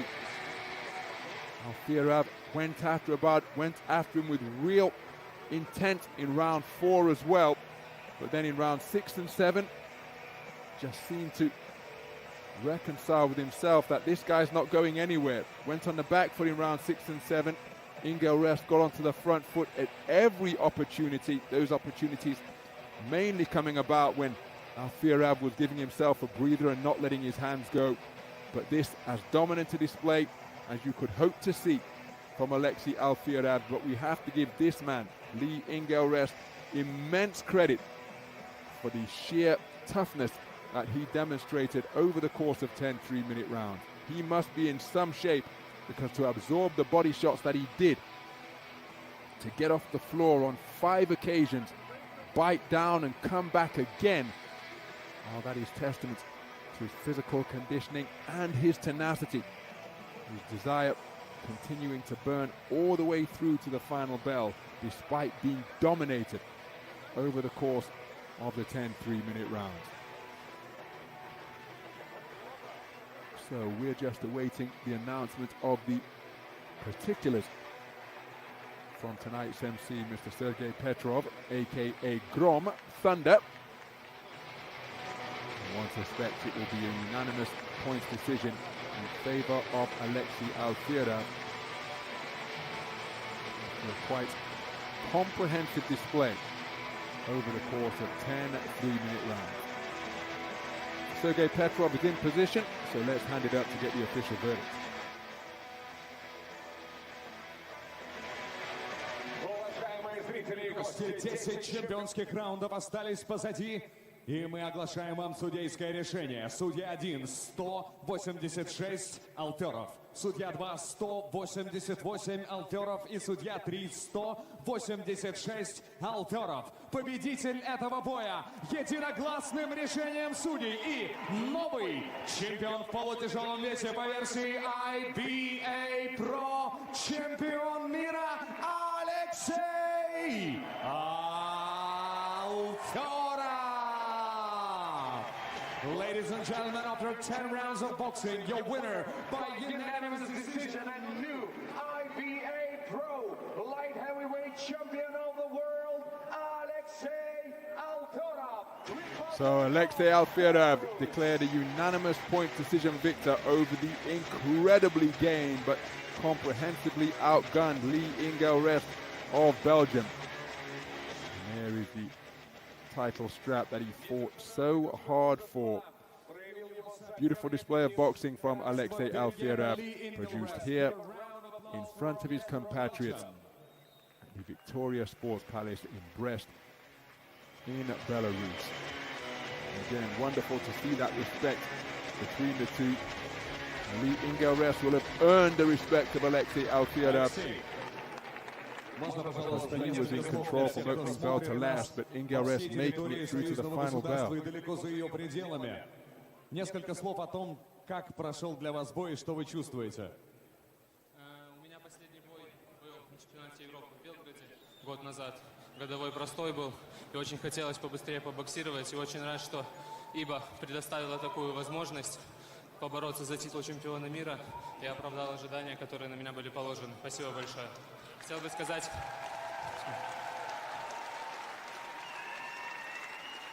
сказать спасибо сборной Беларуси, Республики Беларусь, IBA, Умару Назаровичу Кремлеву, IBA.PRO и моему менеджеру Эдуарду Викторовичу Кравцову за возможность. Спасибо большое. Большое спасибо, это был Алексей Алферов. И самая большая благодарность моему тренеру Алексею Александровичу Волчину. Важные слова, давайте еще раз поздравим. Чемпион мира в полутяжелом весе по версии IBA.PRO Алексей Алферов, Республика Беларусь.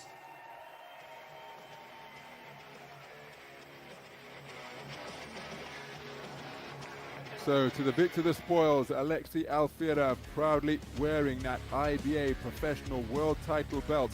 We take a look at some of the action from what was an utterly dominant display over the course of 10 rounds. Dropping his man to the body on 5 occasions, twice in the second round, 3 times in the third round.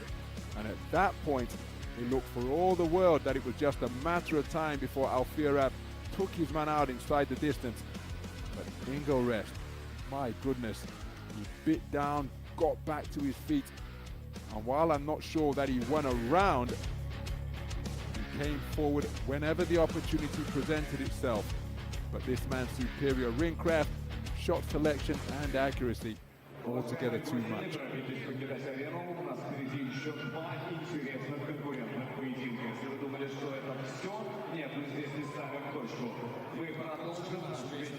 So that is our co-main and main events completed. 2 bouts remain here on IBA.PRO 5. Each of the 2 concluding bouts feature Belarusian boxers.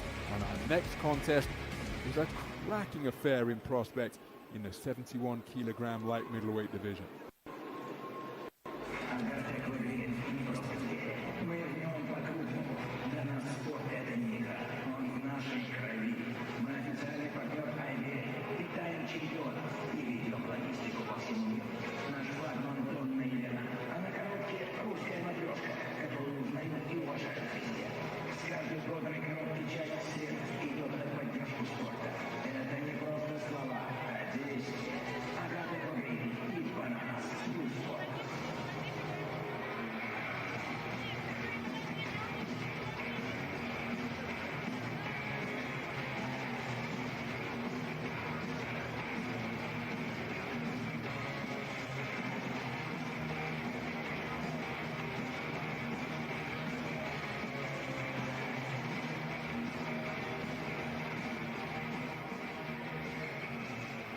И мы вновь на черно-золотом канвасе в Бресте и готовы продолжать программу поединков вечера бокса Bout IBA.PRO 5 Battle of Brest.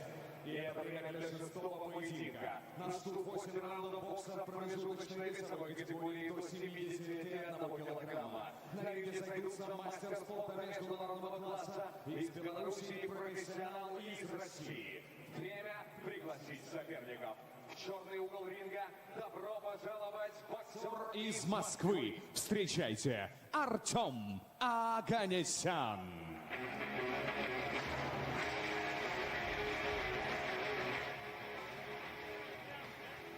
So into the arena steps the accomplished Artem Oganesyan.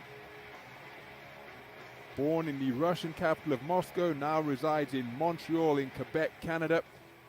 Brings a 14-fight professional record to the ring, 13 wins, just 1 loss. That loss coming in his last outing against Dante Jordan, losing a unanimous point decision over 10 rounds. It's his first time back in the ring since June of 2022. Прошу приветствовать боксера из Бобруйска. Встречайте, Александр Radzionau.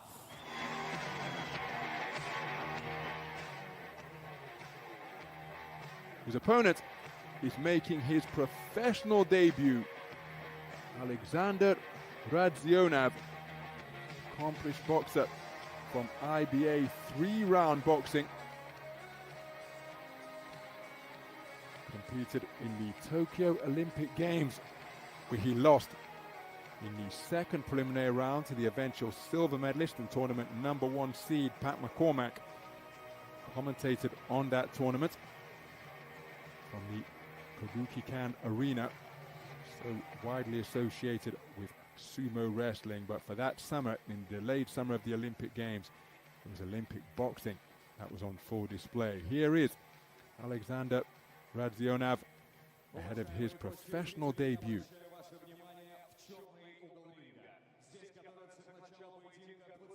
Летний боксер из столицы России. Его рост 174 сантиметра, вес зафиксирован ровно волевыми 71 килограмм. Старт его яркой карьеры был ознаменован победами на чемпионате Европы и мира по боксу. Следом он был признан лучшим молодым боксером планеты в 2015 году. В 2019 он завоевал титул чемпиона мира среди молодежи по версии WBO. Его профессиональный рекорд составляют 13 побед по обе стороны Атлантического океана, 11 из которых он одержал нокаутом при единственном поражении. Талант всегда имеет обратную сторону.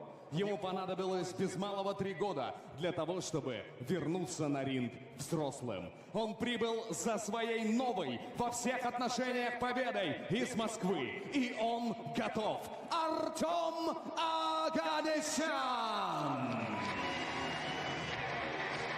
В бело-золотой экипировке боксера из Республики Беларусь. Его рост 176 сантиметров, вес 70 килограммов и 250 граммов.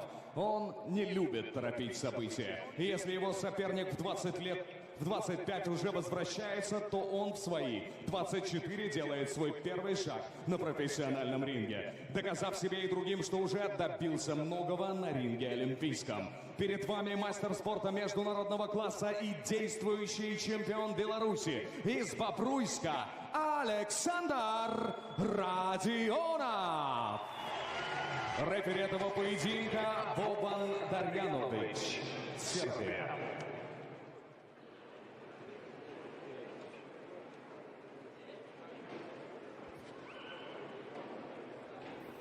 Head up, no holding, no low blow. Listen to the comments. Touch your gloves.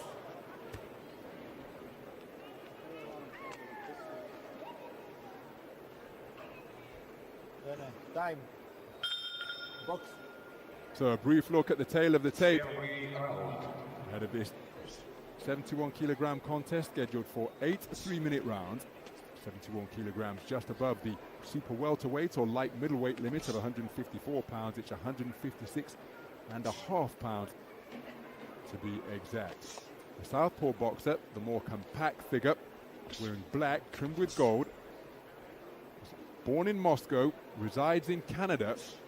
That is Artem Oganesyan, 25 years of age, back in the boxing ring for the first time for 3.5 years. At one point reputed to have the fastest hands in boxing. 14-fight professional record under his belt, 13 wins, just 1 loss. That was in his last contest in June of 2022.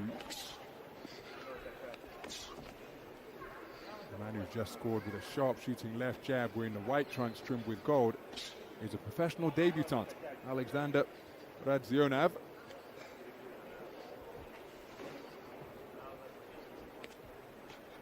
24 years of age, is a man from Bout, right here in Belarus.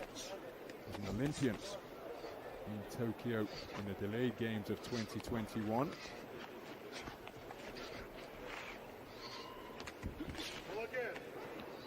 A couple of summers ago at the most recent edition of the IBA World Championships, lost in the third preliminary round against the estimable Brazilian Wanderson Oliveira. Good left hand driven into the body by the southpaw. How about that for a combination of punches, ended with a right hand from Radzionau.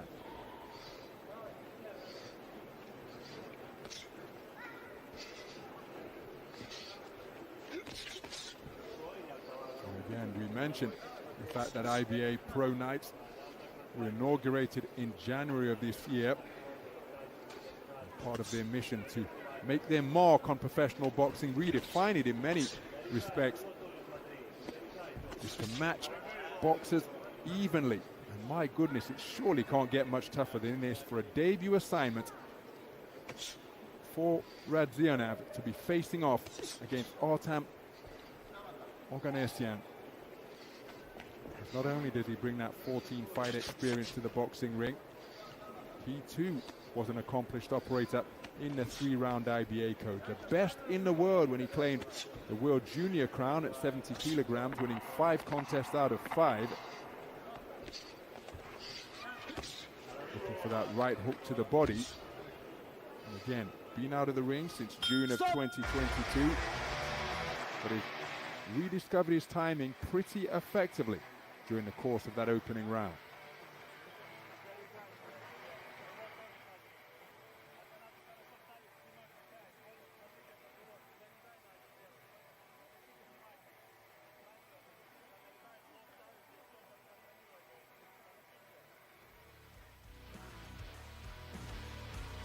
Some of the action from the first 3 minutes.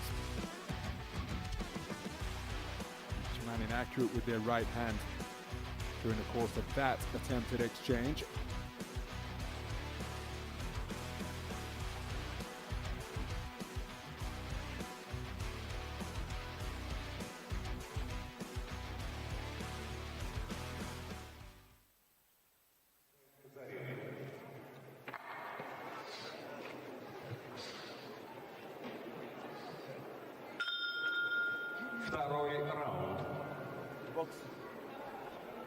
So we move into the second round.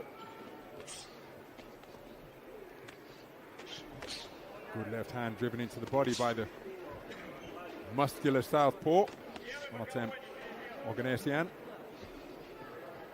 It's a bob and weave inside the apparently longer arms of Radzionau. Radzionau going in search of his own straight punches from that orthodox stance. Seeking to quicken his feet now. Beautiful counter right hook from Oganesyan.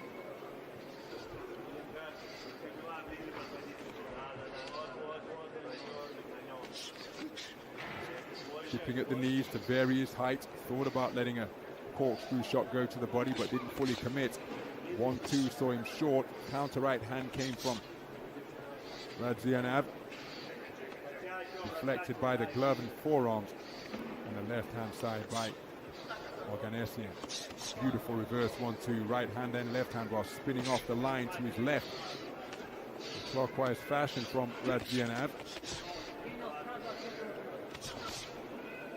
Nice movement in the pocket to twist at the waist from Oganesyan.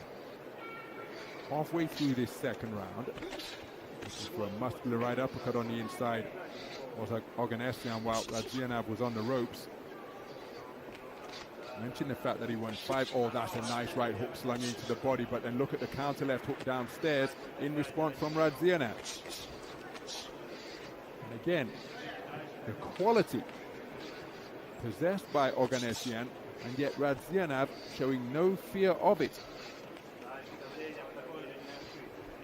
We're here in Brest in Belarus.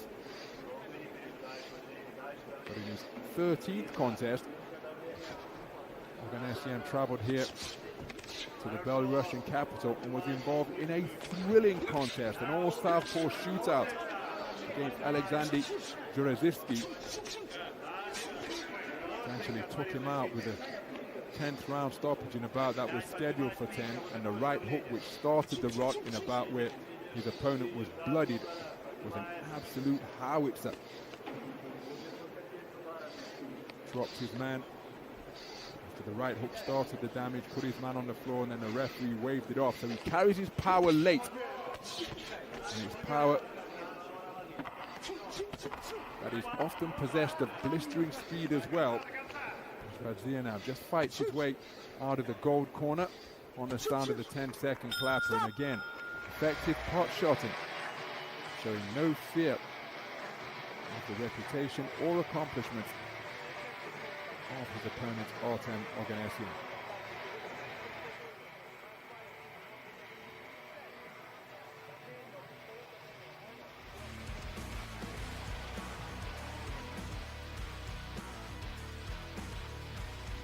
Again, wonderful reverse 1-2, spinning off the line effectively to his left from Radzionau.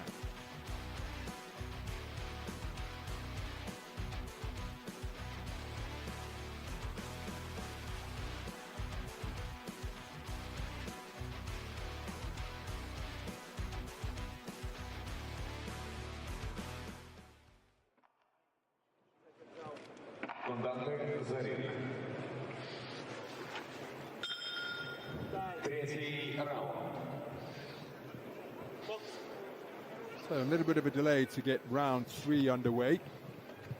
A 71 kilogram light middleweight contest scheduled for 8. It's an IBA.PRO contest, so it won't necessarily go onto the conventional professional record of the boxers.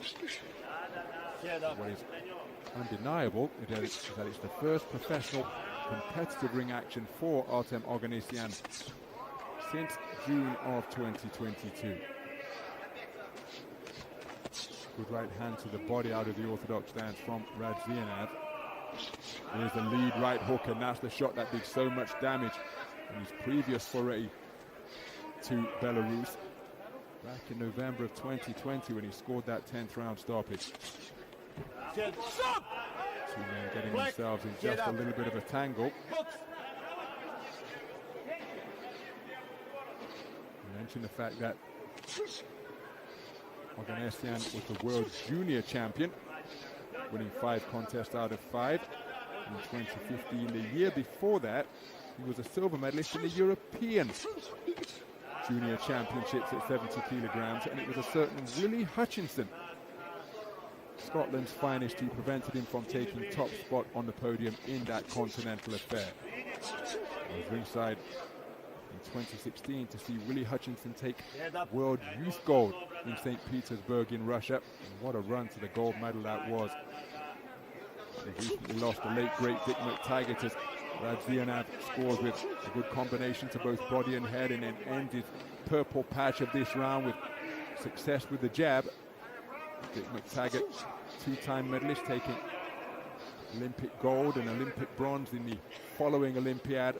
Willie Hutchinson's successes in the youth and junior ranks put him right up there as one of Scotland's finest ever performers in the vest and head guard, because he didn't compete in the seniors as an amateur, Willie Hutchinson.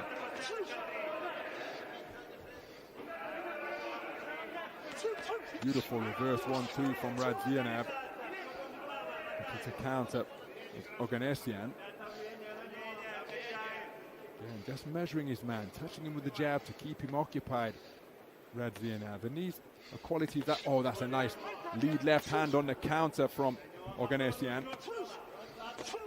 But the subtlety being shown in the work of Radzionau isn't something you would necessarily associate or equate with somebody making their professional debut.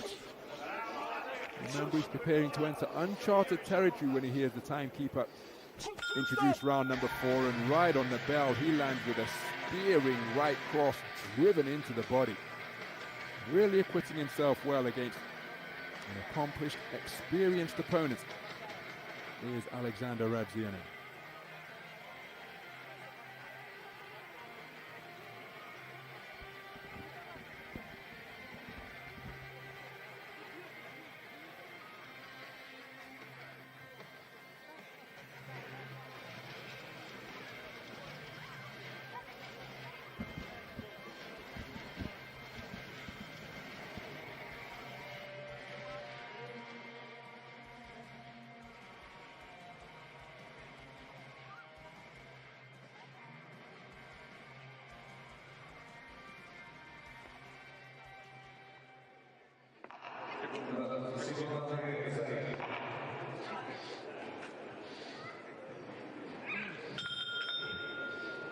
Shaven-headed figure on the phone who just joined us was Dmitry Asanau Sr., father of Dmitry Asanau, one of Belarus's best boxers in the 3-round code of recent times.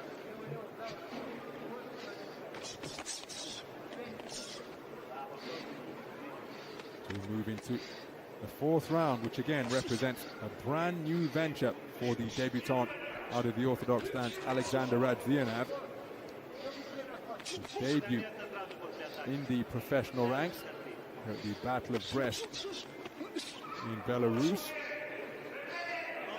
And lots of experience, including that Olympic appearance and the performance in the IBA World Championships in the most recent edition in Tashkent in 2023. I was ringside to commentate on that tournament, and again progressed through to the 3rd preliminary round before being beat on a 4-1 split by Wanderson Oliveira Sugar of Brazil.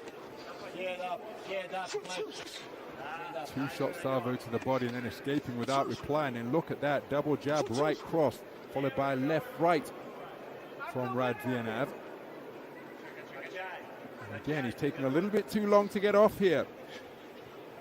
Is Oganesyan. Yeah, he was part of the conversation during his activity in the ring as to whether he possessed the fastest hands in the sport. Quick fire right hook, but inaccurate with it. And inactivity, perhaps the biggest enemy of a boxer. Oh, look at that. Radzionau burgeoning with confidence now, scoring effectively to both head and body during that 3-shot volley. Right hand lead, followed by a couple of jabs. Southpaw left attempted, but having the final word of the exchange with a cracking lead left hook was Radzionau. Again, he's penetrating the hands of the southpaw boxer. Once again, he's trying to adopt the half cover guard here now. He's seeking to tuck his chin behind that muscular deltoid. But he's inaccurate with that lead right hook. And these are things, despite sparring, despite training and all the preparation you will have done for this, can only regain that ring sharpness by spending time in the boxing ring under the lights in competitive action. Maybe Oganesyan discovering that here now, because the debutant was acquitting himself fantastically well.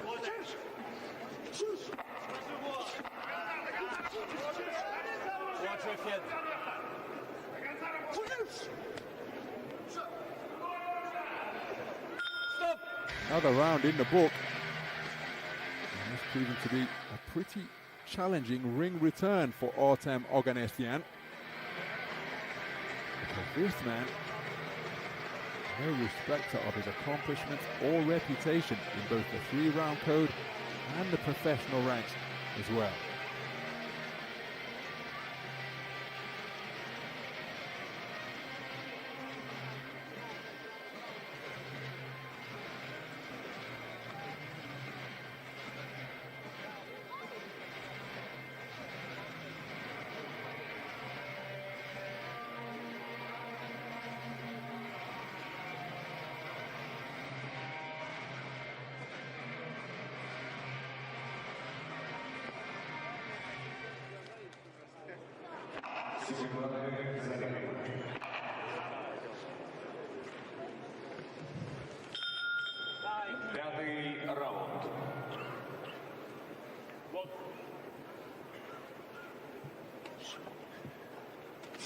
So 4 rounds completed, a potential 4 rounds remain in this 71 kilogram light middleweight contest.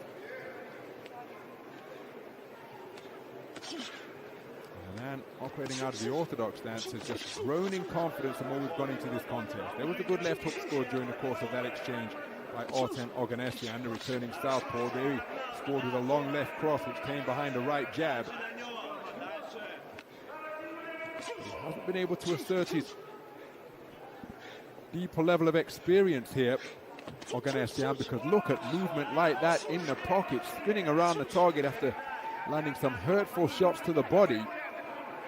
And all of the 3-round quality of the Tokyo Olympian on display here in this his professional debut. There's a left hand to the body, which I think Radzionau was complaining was low. It was certainly around the belt line area, but it was a good scoring shot from Oganesyan, who's now trying to bring the corkscrew right hand into play. Good defenses from Oganesyan and countered by a scoring left cross through the middle from Oganesyan.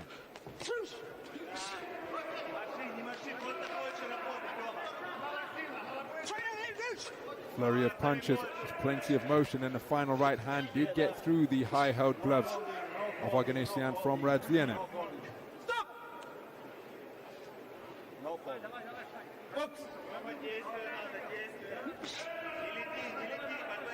So beyond the halfway stage of this 5th round, and again working the body beautifully as he dipped at the knees and was able to sling hooks around the corner. Look at those sharp shooting straight through the middle from Radzionau. Uppercut to the solar plexus.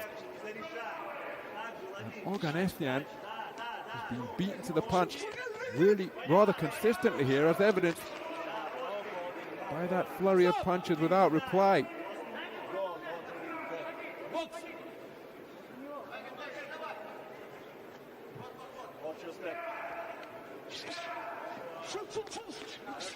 To counter is Oganesyan, just not taking his feet with him and consistently falling short. No such difficulties on that forward foray from Radzionau. Well, we've got a clash of heads, and has a cut been sustained? I think it has, to the eye of Artem Oganesyan.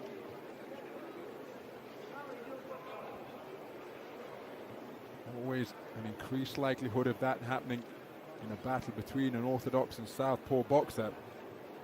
Saw that in our opening contest between Dzianis Salotskikh of Belarus Josef Immanuel, the doctor, having inspected the injury, happy for the contest to continue. Well,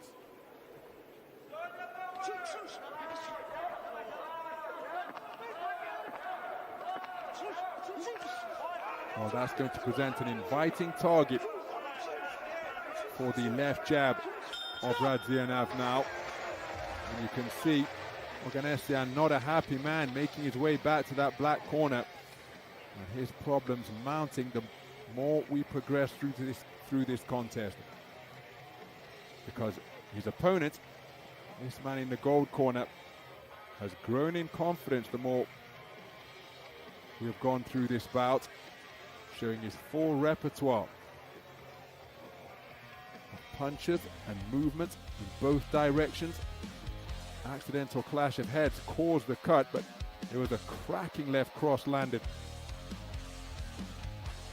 by Oganesyan, but the more consistent work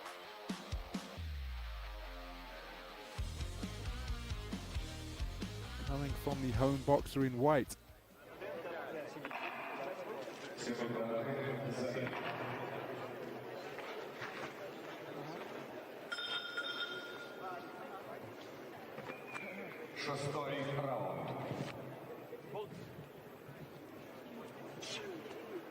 So to round number 6 of a scheduled 8, that injury occurring after Oganesyan landing perhaps his best shot of the entire bout, that crisp left cross.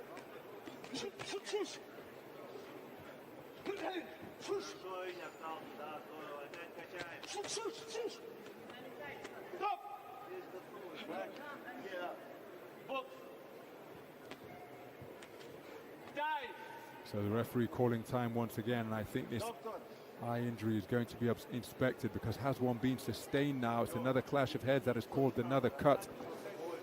Oh dear me. Clash of heads in round number 5, causing a cut to Oganesyan. Clash of heads here in round number 6, causing a cut to the forehead of Radzionau. Both boxers sustaining injuries, scoring left cross to the body from Oganesyan.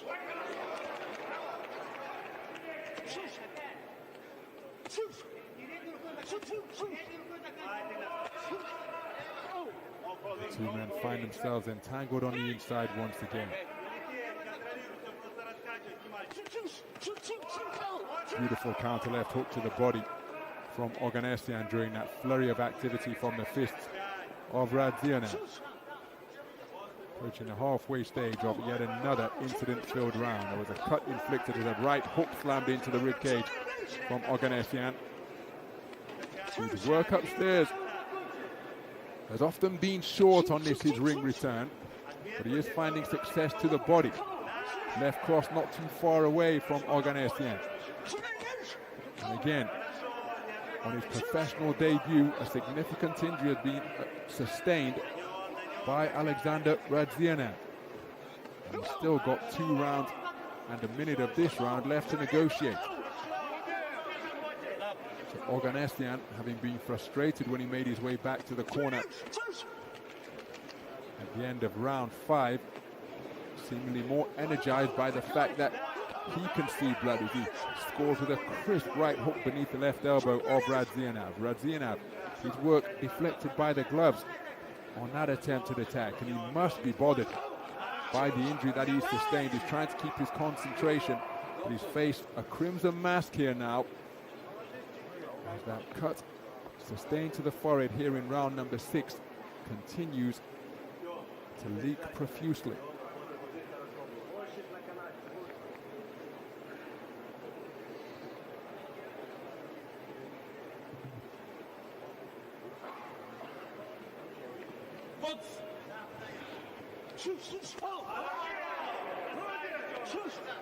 So 2 inspections of the eye of the injury sustained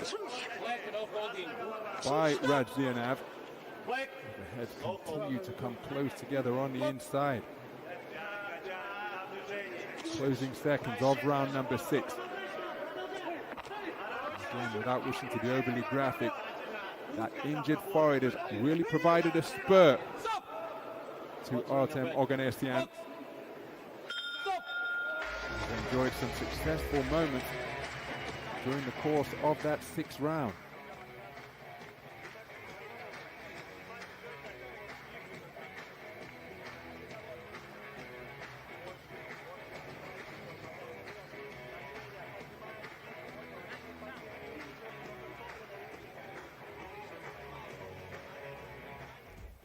Well, some of the action from round number 5. Beautiful counter left hand on the inside from Radzionau.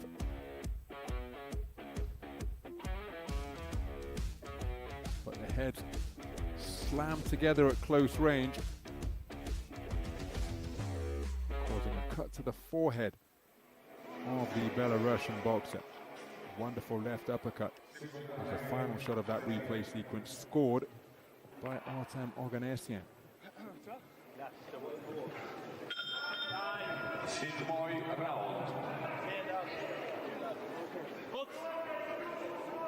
So moving to round number 7.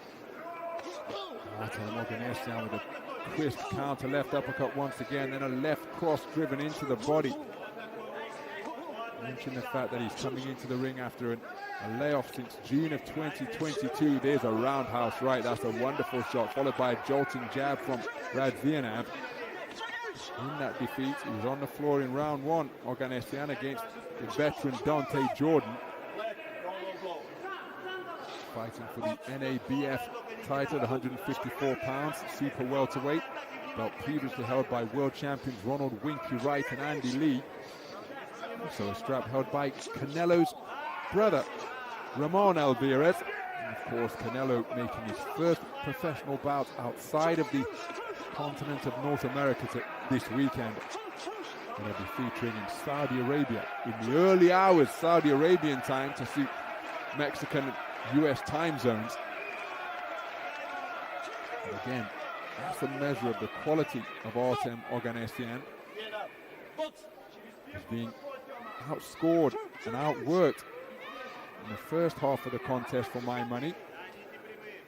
But the cut sustained in the previous round by Radzionau have been an aid in bringing Oganesyan back into it. He's found his range with his backhand in particular over the previous few rounds.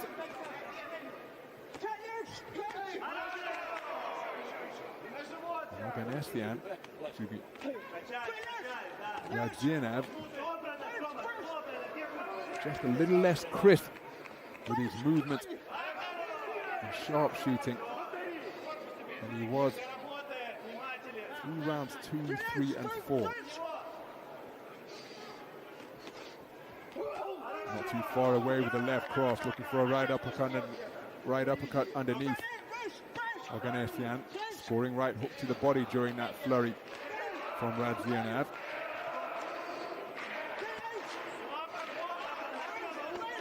Nice defense with the right glove to ride that right cross. Fired in by Radzionau. Effective movement from the waist and good use of the gloves from Oganesyan. 3-shot combination from Radzionau. And there it's altogether more purposeful as he scored with a left jab upstairs and finished with a right hook, left hook to the body. Counter right hook came over the top from Oganesyan. And this is taking on a bit of a back and forth nature through these previous couple of completed rounds. Oganesyan and Radzionau exchanging a sporting touch of gloves in that show of respect as the bell sounds to conclude round number 7.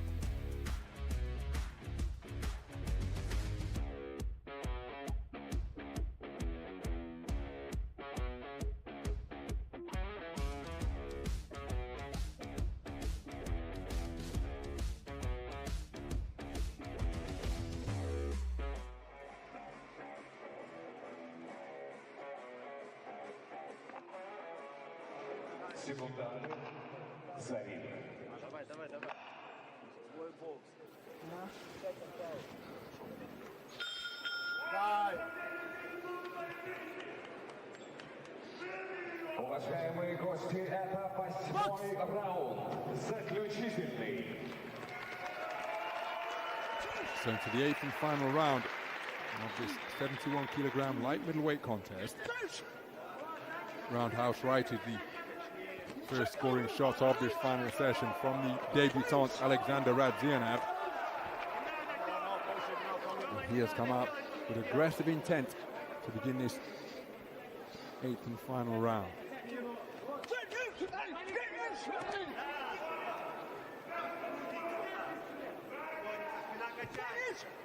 And he's certainly the busier boxer through the first 50 seconds of the final 3 minutes. Oganesyan, aware of that, backs his man up behind a jab which he was using as a rangefinder and was altogether closed up with the left cross to the body which followed. The two men still possessing the fitness and sharpness to feint on the edge of range. Pillow-fisted punches coming from Radzionau as he seeks to keep the judges happy with volume. Altogether more power being generated on the punches of Oganesyan. No holding, no holding, no holding. Stop! Don't do the back. Box! So referee Mr. Boban Damjanovic of Serbia is reminding Radzionau that he's not to turn his back on his opponent. That, against the rules of course, accuracy just decreasing a little now beyond the halfway stage of this final round. Another left cross lands once again from Oganesyan. Back with a good burst of punches to both body and head comes Radzionau. Counter right hook was a nice shot from Oganesyan. Teeing off first in response is Radzionau. Big swing and a miss with the right hand. Backhand was inaccurate from Oganesyan as well. The initial right hand miss came from the orthodox boxer. And again, he's making a point of teeing off first here. Not all of the shots are getting through, but a couple of them during these clusters are. And a sneaky left hand landed on the disengagement from Radzionau. Closing 20 seconds. And this has been a really mature performance from Radzionau. He just scores with another sneaky right hand lead, then makes his opponent miss with a lead left hand out of the southpaw stance. I think it's been a display of real maturity because he's been dragged into something of a dogfight in a bout where both boxers have sustained injury due to clashes of heads. A wonderful left hand landed. The final moments of quality produced by Alexander Radzionau. And I happen to think that the debutant will have done enough to have his hand raised as the victor here. Artem Oganesyan returning to the ring for the first time since June 2022. Perhaps took a little time, unsurprisingly, to find his distance and timing on this, his return to the boxing ring. But he competed spiritedly and produced or played his part in what was a wonderful spectacle for the fans in attendance. But I happen to think it's Alexander Radzionau who did the better work overall. There's the evidence of the cut sustained in round number 5 after a clash of heads by Artem Oganesyan. There was a cut forehead that another clash of heads inflicted onto this man, Alexander Radzionau, sustaining that cut in the middle of his brow. So each man having to deal with that adversity. Oganesyan did find his range and timing, particularly with the backhand, from around the 5th round onwards. Some notable crosses because his cut right eye was inflicted after he landed his best shot of the entire contest to that point, a rapier-like left cross. And then he began to have success with the uppercut, worked the body effectively in round number 6 as well, where he really did pick it up after he saw the injury inflicted by the accidental clash of heads on the forehead. of Alexander Radzionau. But I don't think he's done enough to win overall. But I think he was in the contest throughout. Just not sure that he's done enough to win the contest. But that's just my verdict from our commentary position here. It's all going to come down to the verdicts of the 3 scoring judges. Physical contest, and again, what a professional debut for Radzionau here on IBA.PRO 5. Это бой! Здесь была кровь, здесь был характер и воля к победе. И в центре ринга Александр Родионов и Артем Оганесян. Этот бой продлился все 8 раундов и был непростым. По его завершении мы сообщаем вам о том, что единогласным решением судей в этом поединке одержал победу Artem Oganesyan. Well, it's Artem Oganesyan who has been declared a victor. And that is testament to his tenacity, because I thought he was being outworked through the middle rounds. But it's Oganesyan who is declared the winner on points, a successful ring return, inflicting the defeat on the professional debutant Alexander Radzionau. And again, testament to his composure under fire, because I thought he was being outworked in the early stages. But then through the middle round, he began to find the range, particularly with his southpaw left, in an incident-filled affair where both men sustained cuts after accidental head clashes. Oganesyan's coming in round number 5, Radzionau's coming the round after, and perhaps he's been rewarded for his greater purpose on his punches. Artem Oganesyan, who's been declared a victor on points, making it an unsuccessful professional debut for Alexander Radzionau. But I think he showed plenty of promise for the future there. Oganesyan has made an effective return to the boxing ring. A winning return to the boxing ring in his first outing since June of 2022.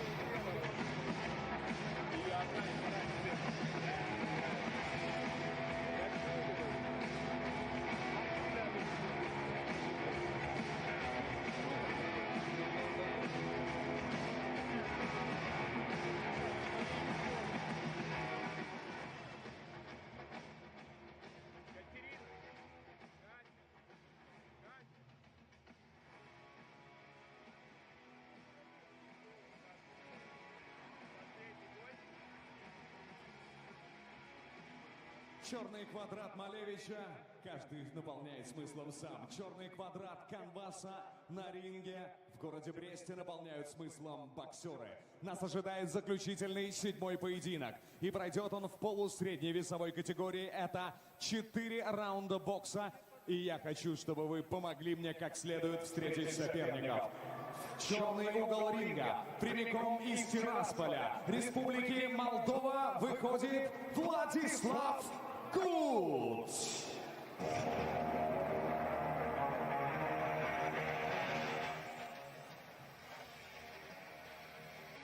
Well, what a moment in the career of Władysław Bout. The 23-year-old from Moldova making his professional debut in the midst of a really successful career in the 3-round code of IBA boxing. The 2024 European Championships for under 23s came away with a bronze medal in the 67 kilogram division. He was a silver medalist in the 2023 Balkan Championships. Man I first saw at the 2021 World Youth Championships in Kielce when he was competing in the 69 kilogram division. Из Республики Беларусь, города Бреста, Максим Коваров.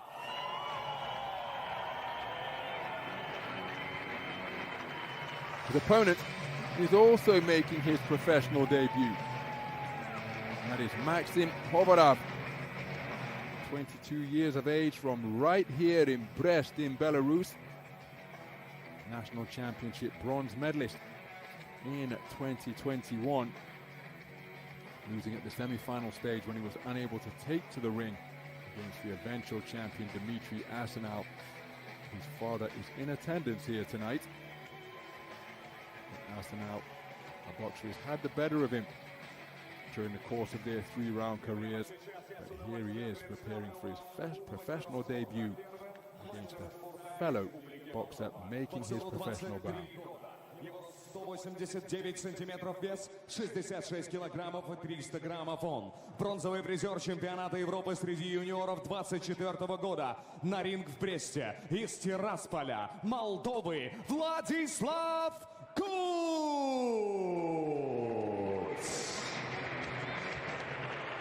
В золотом углу ринга, готовый к началу поединка, боксер из Республики Беларусь. Ему 22 года, рост 173 сантиметра, вес 66 килограммов и 600 граммов. Он серебряный призер чемпионата Республики Беларусь 25 года. Представляет на ринге родную республику и родной город Брест. Приветствуйте, Максим Коваров!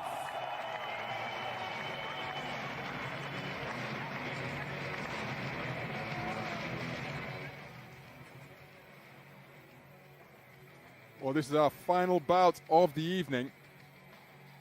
What a contest we have in store. Wonderfully significant moments in the careers of these two boxers as they shed the vest and compete as professionals for the first time here on IBA.PRO 5. Towering figure of Vladislav Goods in this contest, made at 67 kilograms, scheduled for 6 3-minute rounds. Good luck.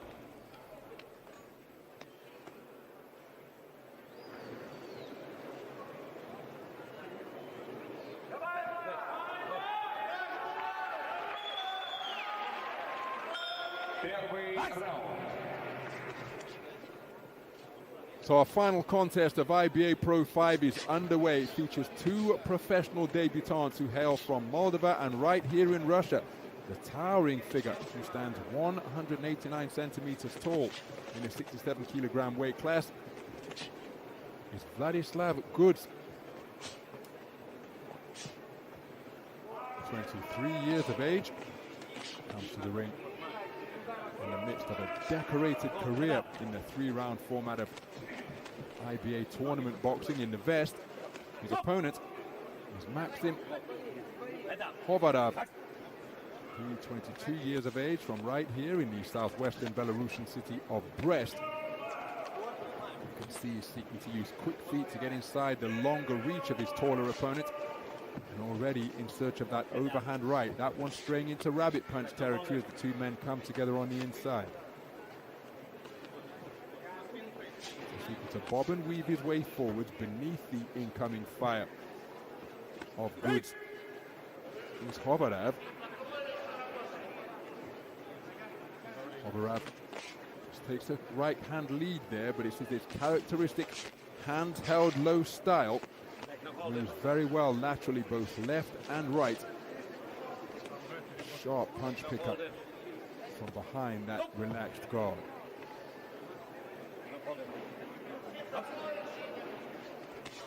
Continuing to bob and weave and seek to roll his way forward is Hovatau. Again, you see how effective that movement is, because it's very difficult to punch downwards. And the disparity in height that exists, some 16 centimeters between the 1.73 meter Hovatau and the 1.89 meter Goods. Well, that disparity in height exacerbated and increased by the fact that Hovatau seeking to dip at the knees and get down even lower. Just like two-time Olympic champ Hassan Boyduz-Matov does so effectively for Uzbekistan. So content to continue to box with his hands down, and this is how he goes through his tournament affairs. Goods reaching for a right-hand lead there, but it was rather telegraphed and inaccurate, looking to counter with a cluster of punches as Hovatau. And again, when he's able to snap out those straight punches, you see the gap that exists between he and his opponent. It's a considerable space that has to be closed down. Wonderful right-hand lead from around the belt line, and then it turned it into an uppercut. Moments of quality produced in the closing stages of that first round by Vladislav Goods of Moldova.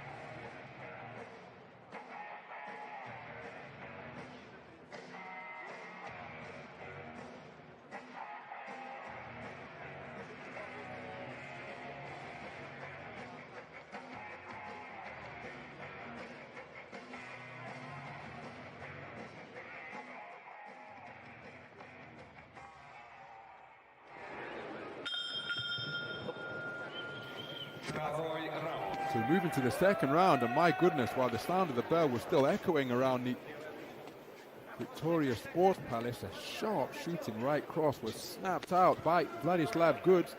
And again, look at the manner in which he's using his legs to maintain the gap between himself and his more compact, marauding opponent.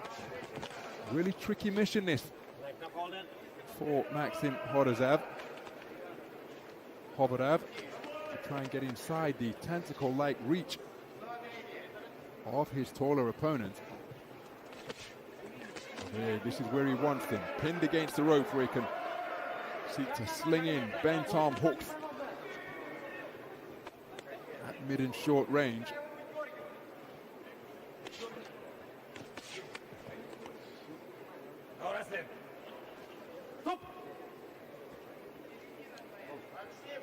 .67 kilograms is just half a pound above the 147-pound welterweight limit, if you want that in old money.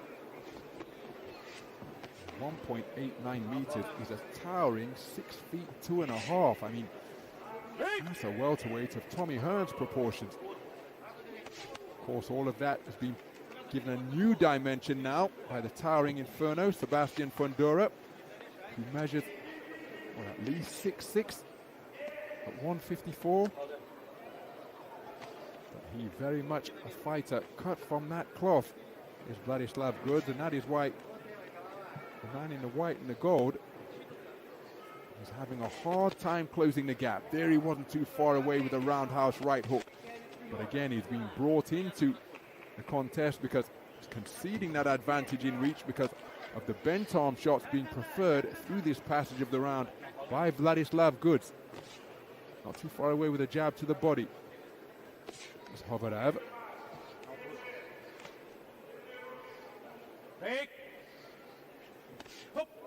Well, hitting on the break. Command was clear. Yeah, just seeking to present that mirage of an open target. Hands down low, right uppercut, left hook. It's the open chin presented like cheese in a mousetrap by Goods, but of course, as tempting as it is, he's going to back his reflexes to pull the trigger first and catch the more compact opponent coming in. Because if he steps back and employs the layback, and again, he can score from this range, whereas Hovatau can't. So the mission quite clear. Somehow, Maxim Hovatau has got to try and get himself into punching range without being too late. And maybe he's got to come more than once. Maybe he's got to launch 2 and 3 phase attacks, because when he tries to launch a single phase attack, did score effectively on the counter there during the course of that exchange. Started and finished by single shots from Goods.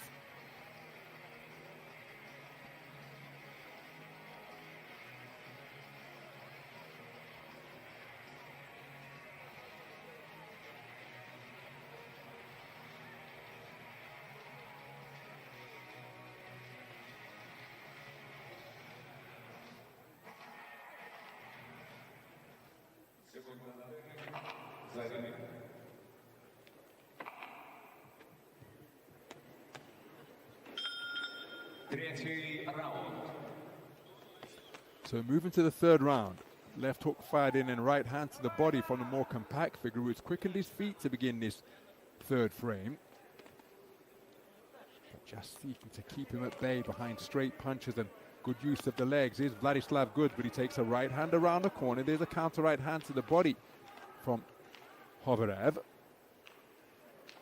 And again, that head continuing to move side to side off the line, seeking to present anything but a stationary target that would be easy picking for Goods. Made him miss, then came out of a crouch behind a left hook, and now has got Goods against the ropes, tapping him down to the body is Hovatau. Beautiful right hand to the body, left hook from Goods, right hand over the top in response from Hovatau. But the two-shot combination I mentioned before, right hand to the body, left hook to the head, caused Hovatau's foot to come up off the ground, disrupting his boxing stance. But this is where Hovatau needs to be. Don't wait for the referee to break. You get those hands free and blast away to that long, lean body of Goods. And again, he's accepting the clinch here, keeping his head out of harm's way. Both men are, which is good to see, that experience being demonstrated. But this surely is the territory where Hovatau should be getting those hands free and seeking to blast away to the body. For the counter right hand over the top once again after Goods went downstairs. There's a two-shot salvo, chopping right hand around the corner with the final shot of the combination. And now he's digging away downstairs. And that could well be a profitable place of offense for Hovatau. Beyond 2 minutes of this third round.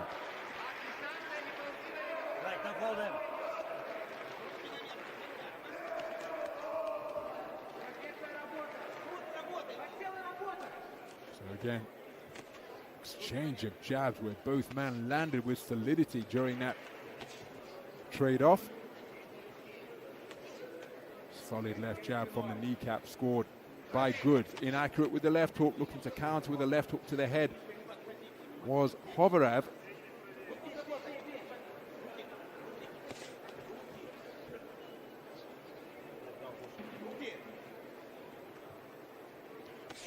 Measuring his man and not too far away with the lead right cross was Goods. Looking for the same shot at mid-range once again. Hovatau swarming his way forward, letting his hands go where they may to both head and body. Halfway through this 7th and final contest here at the Victoria Sports Palace in Brest.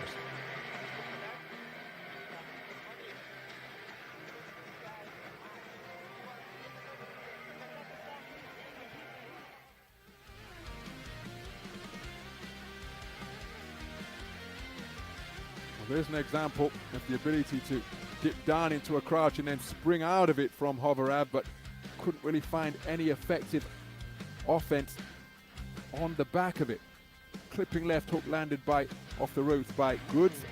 Right hand comes in over the top from Hovatau, and it's been that type of contest through that third round.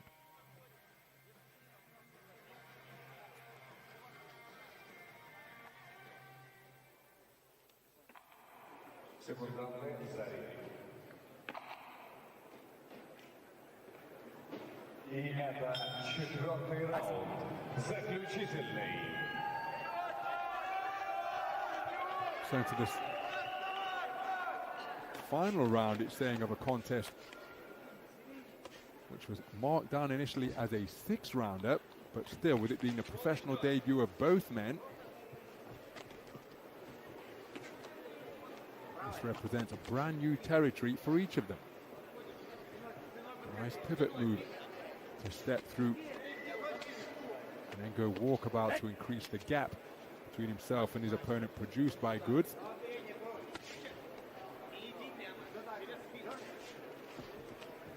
Well, he's done a really effective job as Hovatau of making himself a difficult target to hit when he employs that move. Dip down into a crouch and then explodes out of it, and he did get through the right hand in that 2-shot combination. And he's on the front foot once again. Remember, some scoring judges like aggression. And the aggression has been effective from Hovatau. And he's been able to double and weave his way forward, working the body effectively. And again, for my money, he shouldn't be accepting a clinch here.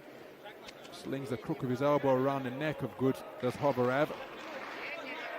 Good work to both body and head with the right hand downstairs and left hook to the chin from Goods. Seeking to get his hands free and drive in that left hand was Hovatau, but look at that wonderful left hook from Goods. And remember, beyond the halfway stage of this 4th and final round, both men will be feeling the pace on their professional debuts. It's a brand new experience, but each of them continuing to fight with a real purpose in pursuit of victory here as they make their maiden outings in the professional ranks. Terrific work by Hovatau as he pinned Goods on the ropes. Goods looking to fight off the strands, but again with the hands down and that long lean physique, the head snapped back by a pot shot right hand. All of this is eye-catching work being produced by the home boxer. Tried a little right uppercut, turned underneath. During that coming together.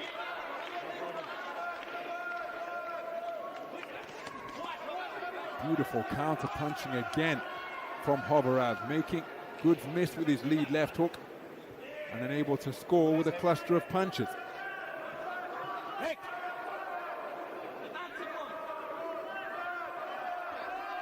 Closing seconds of this final round. There's a moment of quality from Goods, able to spear his man with a 1-2, then long bridging with the jab, but continuing to press. The swashbuckling figure of Maxim Hovatau, and there is the bell to conclude the professional debuts of both of these talented young boxers. Wonderful conclusion to our show here at the Victoria Sports Palace in Brest, southwest Belarus. Each man enjoying success in their respective preferred territories. Contest of real contrast between the towering figure of the 1.89 meter Vladislav Goods of Moldova and the more compact, marauding figure of Maxim Hovatau, excuse me. So we are going to the 3 scoring judges.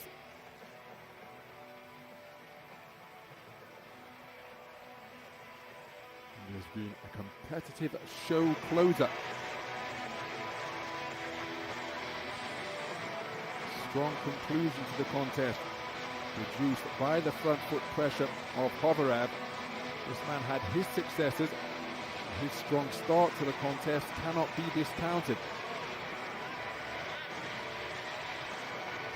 So, whose work will the judges have preferred? This man's counter-punching is very impressive.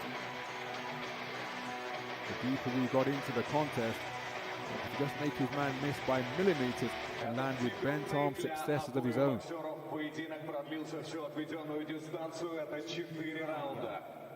По их завершении все судьи оценили этот поединок одинаково, 39-37. Единогласным решением судей победу одержал Владислав Goods. And it is Vladislav Goods, a winner on points on his professional debut, that has him jumping for joy over his fellow professional debutant Maxim Hovatau of Belarus. And that is a terrific win produced by the 2024 Under-23 European Championship bronze medalist. Started well. Eye-catching work behind his long, straight shots where he was able to maintain the gap between himself and his opponent. But the deeper we got into the contest, the more it turned into this type of tussle. Bent-on work from both boxers right into the wheelhouse of Maxim Horasav. But overall, it is Vladislav Good who has been rewarded for his eye-catching quality out of that low-held guard from his orthodox stance. So that concludes our 7-fight card on IBA.PRO 5 from the Victoria Sports Palace in Brest, Belarus. Wonderful action, outstanding quality throughout the entire card. In our main event, it was Alexei Alfiorau who beat the unbeaten professional Ingelrest of Belgium to claim the IBA Professional World title at light heavyweight. Here's a rundown of the entire card tonight. Josef Immanuel with a stoppage victory over Dzianis Salotskikh, the debutant from Belarus. Vladislav Smiahlikau with a wonderful display in his professional debut. And that wraps up the action here from the Victoria Sports Palace. Make sure you stay across IBA.PRO Boxing social channels for all the latest news, updates and information about IBA.PRO Boxing. But IBA.PRO 5 is in the books. We'll see you again very soon for more action of the IBA Pro Boxing Series. Bye for now.